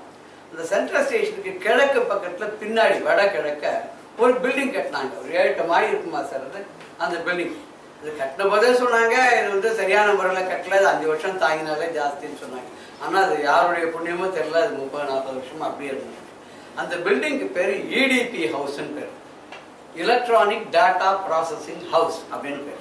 அது எதுக்கு அப்படின்னு சொன்னாக்க ரயில்வே டிபார்ட்மெண்ட்டு கம்ப்யூட்டர். ஸோ ஒரு 40 வருஷம் முன்னாடி கம்ப்யூட்டர் கண்டுபிடித்த காலத்தில் அந்த கம்ப்யூட்டர் எவ்வளோ பெருசு இருந்தது அப்படின்னு சொன்னால் அந்த பில்டிங் ஒரு 10 ஆட்சி. இந்த 40 வருஷத்துக்குள்ள இருக்கக்கூடிய ஒரு விஞ்ஞான வளர்ச்சியில பார்க்கும்போது இன்னைக்கு கம்ப்யூட்டர் எவ்வளவு பெருசு இருக்குன்னா இவ்வளவுதான் இருக்கு. இதுல ஒரு சிம் கார்டை போட்டுட்டு ஒரு மெமரி கார்டையும் போட்டு இதுக்கு வந்து அப்பப்போ வந்து நமக்கு மெசேஜ் அனுப்பிச்சுட்டே இருப்பான். 78 ரூபா கட்டினேன்னா இந்த நம்பருக்கு போட்டேனாக்க 1 மாசத்துக்கு தரோம், 2 மாசத்துக்கு தரோம், 2G தரோம், 3G தரோம். நம்ம 2G சொல்லவே கூடாது. அதுதான் நமக்கு அதை பத்தி ஏதோ தெரியுமா, நமக்கு சமானம் வந்து அந்த லெவலில் இன்னைக்கு எத்தனையோ G எல்லாம் வந்தாச்சு. இன்னைக்கு இப்படி ஒரு அட்வான்ஸ்மெண்ட் பார்க்கும்போது அவ்வளவு பெரிய அந்த நம்ம சென்ட்ரல் ஸ்டேஷன் வழியா போகும்போது அதையும் பார்த்து நம்ம பாக்கெட்டையும் பார்க்கும்போது இது நான் வச்சுக்கிறது ரொம்ப பெருசு. இப்போ இதுல பாதியிலேயே எல்லாம் வச்சுறாங்க. அதுக்குள்ளே எல்லாமே சினிமாவே பார்க்குறாங்க. எப்படி பார்க்குறாங்கன்னு எனக்கு தெரியல. அந்த அளவுக்கு வந்தாச்சு. படம் நாளானிக்கு ரிலீஸ் ஆகும். இல்லை இப்போ பாருங்க இதில் நான் காட்டுறேன். அந்த அளவுக்கு அட்வான்ஸ்மெண்ட்லாம் வந்தாச்சு. ஒன்று இந்த வாடகை குழந்தைய பற்றி சொன்னாங்க. அது வந்து குழந்தையே இல்லாதவங்க. இவர்கிட்டயும் தவறு இல்லை, அவங்ககிட்டயும் தவறு இல்லை. பணமும் லட்சம் செலவச்சாச்சு. ஜோசியருக்கு வேற அள்ளி கொடுத்தாச்சு. பிள்ளையாருக்கு வேற வேண்டியாச்சு. இந்த பிள்ளையாருக்கு 108 தேங்க அவடைச்சாச்சு. போனாவது சொல்லி எங்க போறீங்க? பிள்ளையார் கோயில். எங்க அந்த ஐயோ அந்த பிள்ளையார் கோயிலுக்கு போறீங்க? காரணாக்குறாங்க சக்தியே அந்த பிள்ளையார் கோயில். அங்க போய் ஒண்ணுமே பண்ணணும். தேங்காய் அவர் பண்ண பாவம் பாருங்க. இவ்வளவு தேங்காய் 16 கட்டி அந்த குழுன்னு கழுத்தை மாட்டி வந்துடும். நம்மளால 2 தேங்காய் கடையில போய் வாங்கிட்டு வர முடியாது தூக்கிட்டு. அவருக்கு இவ்வளவு பெரிய மாலை வேற போட்டு அவர் கழுத்தா இருக்கு. இப்ப கடைசியில் இருந்தாச்சு ஒரு நாள் பிள்ளையார் கனவுல வந்து சொல்றாரு, இதெல்லாம் நம்மால காரியம் இல்லை. ஏதோ ஒரு டாக்டர் பேர் ஆசிரியர் மாதிரி ரோட்ல போயிட்டு 2 பேர் பேசிட்டு போறாங்க. எங்க பக்கத்து வீட்டுல அவங்க இந்த பக்கம் போனாங்க, அந்த டாக்டர் போனாங்க, அவங்களுக்கு ரெட்டை குழந்தையா பிறந்தது. ஆனா உண்மையாவே ஒரு சின்ன நிகழ்ச்சியை நாங்க பகிர்ந்துக்கிறேன். இது வந்து ப்ராபகண்டாக்காக சொல்ல ஒரு அனுபவத்தை நான் உங்கள்கிட்ட ஷேர் பண்ணிக்கிறேன். 50 வயசு வரைக்கும் ஒருத்தருக்கு குழந்தைகள் இல்லை. அந்த அம்மா வந்து அந்த ஸ்டேஜ் எல்லாம் தாண்டினாங்க. ஆனா அவங்களுக்கு அபாரமான பக்தி என்னன்னா அபிராமியந்தாதி மேல. எல்லார் வீட்லயும் போய் ஒரு குரூப் அபிராமியந்தாதி சொல்றாங்க. அவங்க வீட்டுல நிறைய நல்ல காரியங்கள்லாம் நடக்கிறதுங்கிறது இந்த ராஜா அண்ணாமலைபுரத்திலே பல நிகழ்ச்சிகள் நடந்துருக்கு. அவ இங்கதான் இருக்கு, இங்க வந்திருக்காங்க, இந்த கூட்டத்தில் இருக்காங்க. இவங்களாம் ரொம்ப கேட்டுனாங்க, எங்க வீட்டுல வந்து ஒரு நாளைக்கு அபிராமியந்தாதி சொல்லுங்க. இவங்க போய் அவங்க வீட்டுல ஏதோ ஒரு நாளைக்கு போய் அபிராமியந்தாதி சொல்லிட்டு வந்தாங்க சார். 11வது மாதம் அவங்க வீட்டுல அந்த அம்மாவுக்கு ரெட்டை குழந்தை பார்த்து இன்னைக்கு 2 குழந்தைகளும் மணிமணியா பள்ளி கொடுத்து போகுது. இது விஞ்ஞானத்துடைய வளர்ச்சியா மெய்ஞானத்துடைய வளர்ச்சியான்னு நீங்களே தீர்மானம் பண்ணீங்க. 2 குழந்தைகளும் ரொம்ப நன்னா இருக்கு, சௌக்கியமா அழகா ஃபர்ஸ்ட் கிளாஸா படிச்சுட்டு நல்லா இருக்கு. எத்தனை வயசுல பிறந்த குழந்தைங்க? அந்த அம்மாவுக்கு 54 வயசு. இது நம்முடைய எல்லைக்கு அப்பாற்பட்டதா இருக்கு. ஆனா இன்னைக்கு புதுசா கண்டுபிடிச்சு என்ன பண்றாங்கன்னா வாடகை தாயாருங்கிறாங்க. இந்த வாடகை தாயாரோட குணங்கள் எப்படி இருக்குன்னு நமக்கு தெரியாது. இப்போ வந்து டொனேஷன் ஆஃப் ஸ்பெர்ம்ஸ்ங்கிறாங்க. எல்லாருமே வேதாந்தம் தான், தைரியமா பேசலாம். இப்போ இது யாரோட அணுகள்னு நமக்கு தெரியாது. இது பரம்பரையா பார்த்தோம்னா இந்த அப்பா அம்மா, அவங்களுக்கு அப்பா அம்மா, அவங்களுக்கு மேல இவங்களுடைய அப்பா அம்மா எப்படி பார்த்தீங்கன்னா ஒரு 8 தலைமுறை வரத்துக்குள்ளேயுமே எங்கேயோ ஒருத்தன் கேட்டான்னா, இந்த ஊர்ல மலை இவ்வளவு இடைஞ்சலா இருக்க, என்ன பண்ண போறீங்க? இது என்ன பண்ணணும்னு தெரியலைங்க, நீங்க வந்து எனக்கு கொஞ்சம் பணம் கொடுத்தீங்கன்னா இந்த மாச கடைசியில கொண்டு போய் பக்கத்து ஊர்ல வச்சு விடுறேன். என்ன சம்பளம்? முதல் நாள் 1 பைசா கொடுக்குறேன், 2ஆம் நாள் 2 பைசா கொடுக்குறேன், 3ஆம் நாள் முதல் நாளுக்கு டபுள், அடுத்த நாள் 4 பைசா, 4ஆம் நாள் 8 பைசா. ஒத்துக்கிட்டாங்க. 31ஆம் நாள் பணத்தை கையில வச்சு விடுறோம். இவங்க ஒத்தி கையெழுத்து போட்டு கிராம அதிகாரி கையெழுத்து போட்டு கொடுத்தாரு. எல்லாம் கரெக்டா 30 நாளைக்கு சாப்பாடு போட்டு இடம் கொடுத்து எல்லாம் பண்ணா 31ஆம் நாள் சாயங்காலம் 5 மணிக்கு மலையை தூக்கின்னு போய் பக்கத்து ஊரில் வைக்கிறேன் கான்ட்ராக்ட். மலையை தூக்கி சென்று பக்கத்து ஊரில் வைக்கிறேன் கான்ட்ராக்ட் கைது கொடுத்தாங்க. நீங்கள் எனக்கு இந்த விதமாக எனக்கு வருமானம். அட்வொகேட் சார் கேட்டுங்க. 31ஆம் நாள் சாயங்காலம் எல்லாம் கூட்டமான கூட்டம் கூடி இருக்கு. எங்கேருந்து போனோம், சுட்டு எங்கேன்னா என்னங்க முதல்ல சொன்னபோது ரொம்ப சுலபமா இருந்தது. இந்த 1 பைசா, 2ஆம் நாள் 2 பைசா, 3ஆம் நாள் 4 பைசா, 8 பைசா மொத்தத்தையும் கூட்டினா அது இங்கே பல கோடி ரூபாய்க்கு போகுதுங்க. 2G எல்லாம் தாண்டி போகுது. நாங்கள் என்ன பண்ணுறதுன்னு தெரியல. பணம் கொடுத்தா கொண்டு போய் வைக்கிறீங்க, எங்கள் ஒரு அட்வான்ஸாக பாதி பணம் தராங்க, மீதி அப்புறம் தரோம். சரி பாதி பணம் அட்வான்ஸு, மலையை கொண்டு வைக்கிறியான்னு. எடுத்து வைங்க கொண்டு போய் வைக்கிறேன். என்னப்பா எடுத்து வைங்க கொண்டு போய் வைக்கிறேன்? ஆமாங்க, கான்ட்ராக்ட் என்ன சொல்லிடுது, மலையை கொண்டு போய் வைக்கிறேன்னு தான் சொல்லிருக்கேன், எடுத்து கொண்டு போய் வைக்கிறேன்னு நான் சொல்லிருக்கேன். எடுத்து தர வேண்டியது உங்க பொறுப்பு, கொண்டு போய் கொடுக்க வேண்டியது என் பொறுப்பு. இந்த அளவுக்கு சாமர்த்தியங்களும் நடந்திருக்கு. ஏதாச்சும் சொன்னாலும் இப்போ டெஸ்ட் பேபின்னு வரும்போது நீங்க கணக்கு அந்த இதை பார்த்து எத்தனை ரூபாய் வந்ததுன்னு நான் சொன்னீங்க.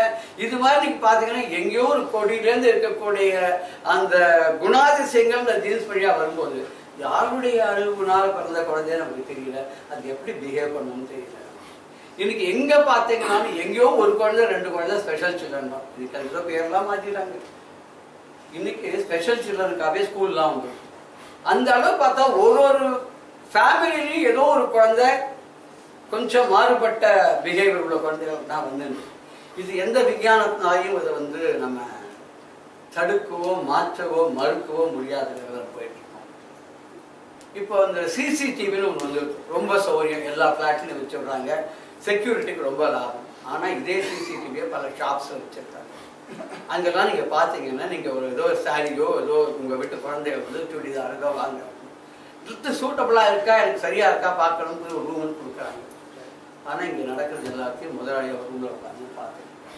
இதை நம்ம பேப்பரில் பார்க்கணும். விஞ்ஞானம் வளர்ந்துருக்கு.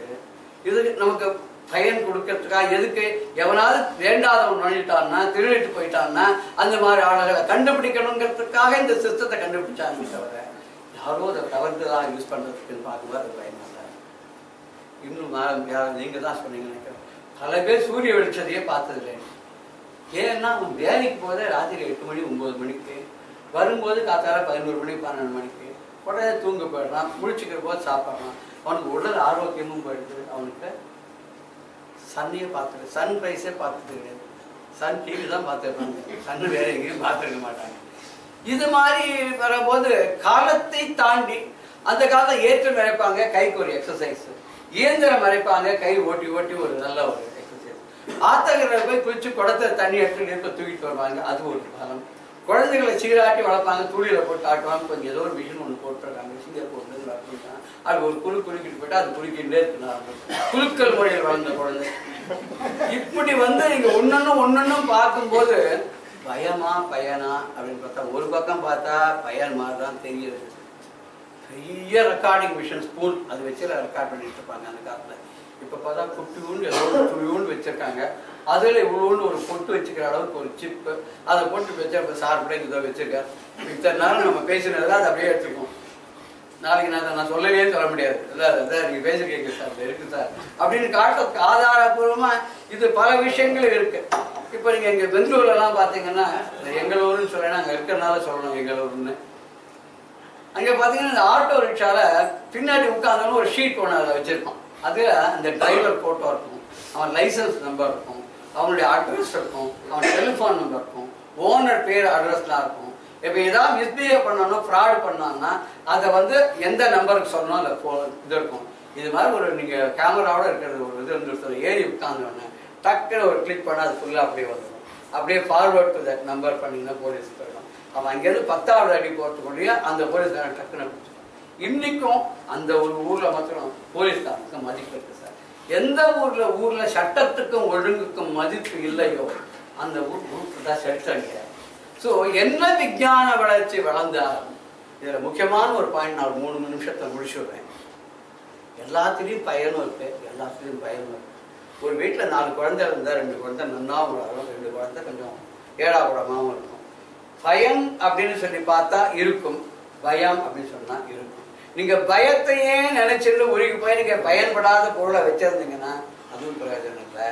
அதனால பயத்தை துச்சமா மதிச்சு பயனை மாத்திரம் பார்த்தீங்கன்னாலும் பிரயோஜனம் இல்லை. ஸோ இது வந்து between devil and deep C அப்படின்னு சொல்ற மாதிரி நம்ம இருக்க வேண்டும். இப்போ நாம என்ன முறையில் அணுகணும்னா முதலே நான் 3 இது சொன்னேன். சொன்ன போது ஒரு கதை ஒன்று சொன்னேன், உங்களுக்குலாம் ஞாபகம் இருக்கும். என்னடா அது சம்பந்தம் இல்லாத ஒரு கதையை சொல்லிட்டு ஒரு ஆரம்பிச்சாருன்னு. அப்படிதான் எனக்கு ஒரு ஃப்ரெண்ட் ஒருத்தன் சொல்லுவான். முதல்ல ஒரு புது டீச்சர் வந்தாங்க, 32 வயசு. வந்த உடனே ரொம்ப இம்ப்ரெஸ் பண்ணணும்னு குழந்தைகள்லாம் பார்த்து கேட்டான். அதோ பாரு, அது என்னது? கபாலி கோயில். அது 370 அடி உயரம். சரி டீச்சர். அதோ பாரு அந்த ஜன்னல், அது என்ன? அது மாஸ்க் அப்படின்னு. அது வந்து யார் கட்டினா தெரியுமா? நவாப் சோன்ஸ் ஆர்காட் அவர் கட்டினாங்க அப்படின்னு ஒரு சர்ச் ஒன்று. இந்த சர்ச் எப்போ கட்டினது தெரியுமா? 1847 கட்டினது. எல்லாம் கேட்டுருந்தாங்க. Now tell me what is my age. பையன் ஏறாருங்க டீச்சர் 36ங்க. டீச்சர் தூக்கிவாரு. என்னது சம்பந்தம் இல்லாத 3 விஷயங்களை சொல்லி இந்த பையனை வயசை கேட்டா 36 கரெக்டா சொல்றேன். இவனை ஞானின்னு எடுத்துக்கிறதா இல்ல இவன் ஏதாவது தாட் பீரியடா இல்ல உண்மையாவே என் வயசை கரெக்ட் பண்ணுவது நான் கேள்வி கேட்க போறேன்னு தெரியுமா? சரிடா நான் ரொம்ப கரெக்டா தான் சொன்னேன். எப்படி சொன்னேன் சொல்லு. பக்கத்தில் சொல்லு பெருசு உங்களை மாதிரி தான் தத்துப்பத்துன்னு உழணும். அதுக்கு 72 அதை பாதி பண்ண உங்க வயசு நீங்க அதுதான் நான் அந்த கதையை முதல்ல சொன்ன உடனே இவர் ஏதோ தத்துப்பத்தில் ஏதோ ஒரு கதையை சொல்லு. இது விஞ்ஞான வளர்ச்சி பயமா பயனான்னு கேட்டார். இவருக்கோ குரங்கு கதையும் ஆட்டுக்குட்டி கதையும் சொல்லிட்டு இருக்காருன்னு பல பேருக்கு சந்தேகம் வருது. நியாயம் வரணும். சந்தேகம் வரலன்னா சந்தேகம் 2 பேருக்கு தான் வராது. ஒண்ணுமே புரியாத வாழ்க்கை வராது, எல்லாமே புரிஞ்ச வாழ்க்கை சந்தேகம் வராது. அதனால சந்தேகம் வந்தால் நல்லதுதான். இப்ப அந்த கதையை நம்ம ஞாபகப்படுத்தி பார்த்துட்டோம்னா அந்த குரங்கு ஒன்னொன்னு காரியம் செஞ்சதுக்கும் அந்த முனிவர் ஒரு அடி கொடுத்தாருன்னு சொல்லுவோம்.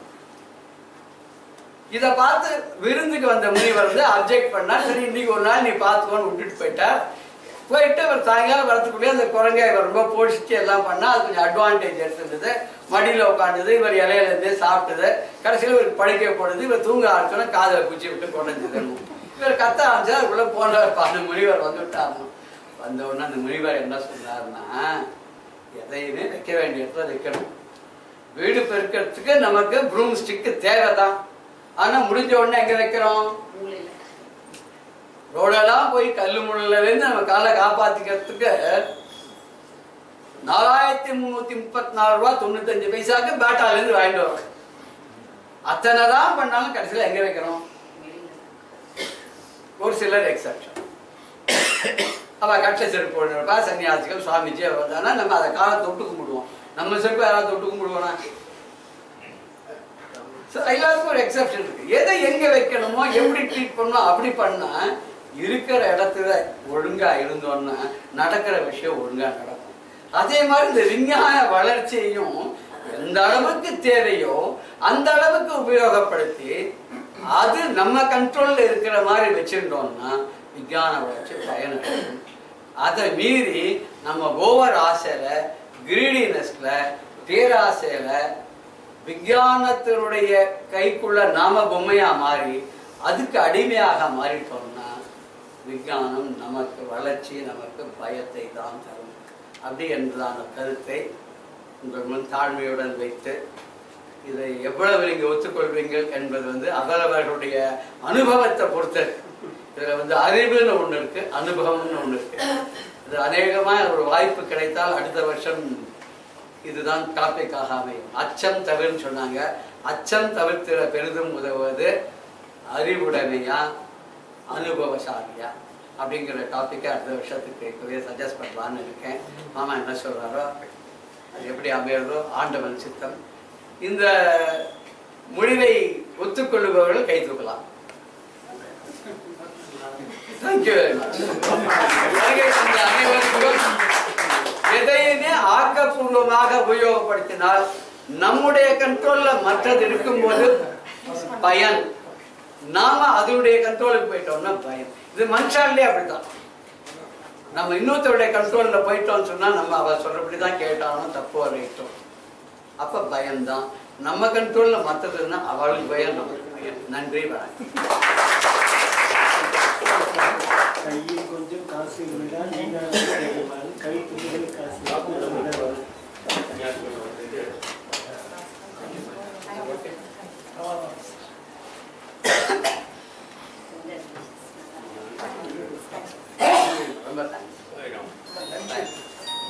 இந்த பட்டிமன்றத்தை நல்ல முறையில் நடத்தி கொடுத்து நல்ல தீர்ப்பு வழங்கிய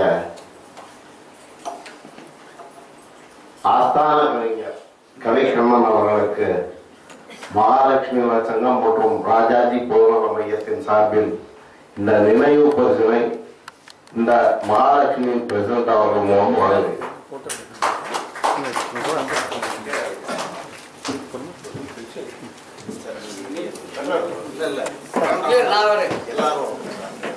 போட்டோ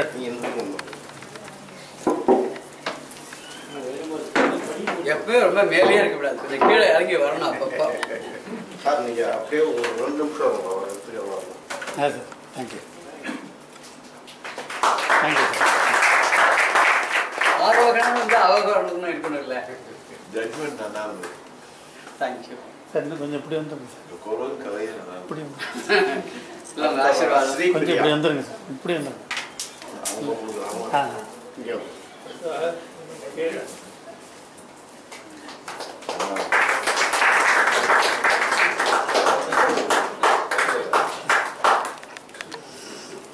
ஸ்ரீகுமார்.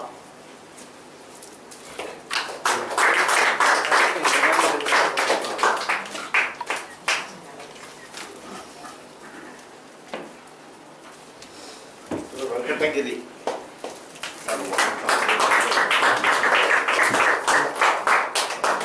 சரிங்க சார். Take sir. ஒரு நிமிஷம். தேங்க்யூ. அப்படின்னு இல்லை எல்லாருமே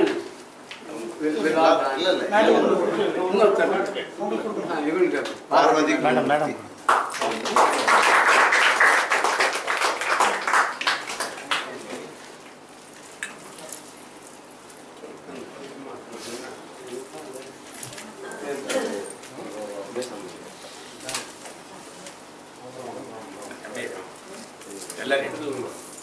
இங்கே மேடம்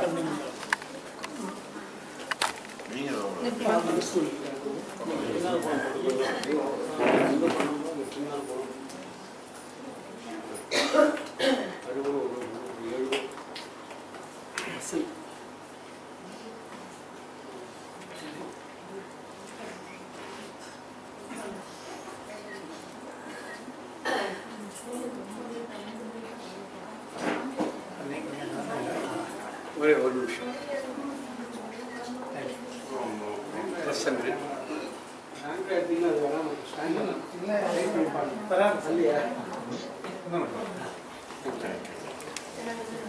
கொஞ்சம் சார் ப்ளீஸ் ப்ளீஸ் ப்ளீஸ் ஒரே நிமிஷம். இன்னும் கொஞ்சம் க்ளோஸாக மேடம் கொஞ்சம் க்ளோஸாக right thank you thank you. Sunday behavior. நிறைய முடிஞ்சா Sunday behavior.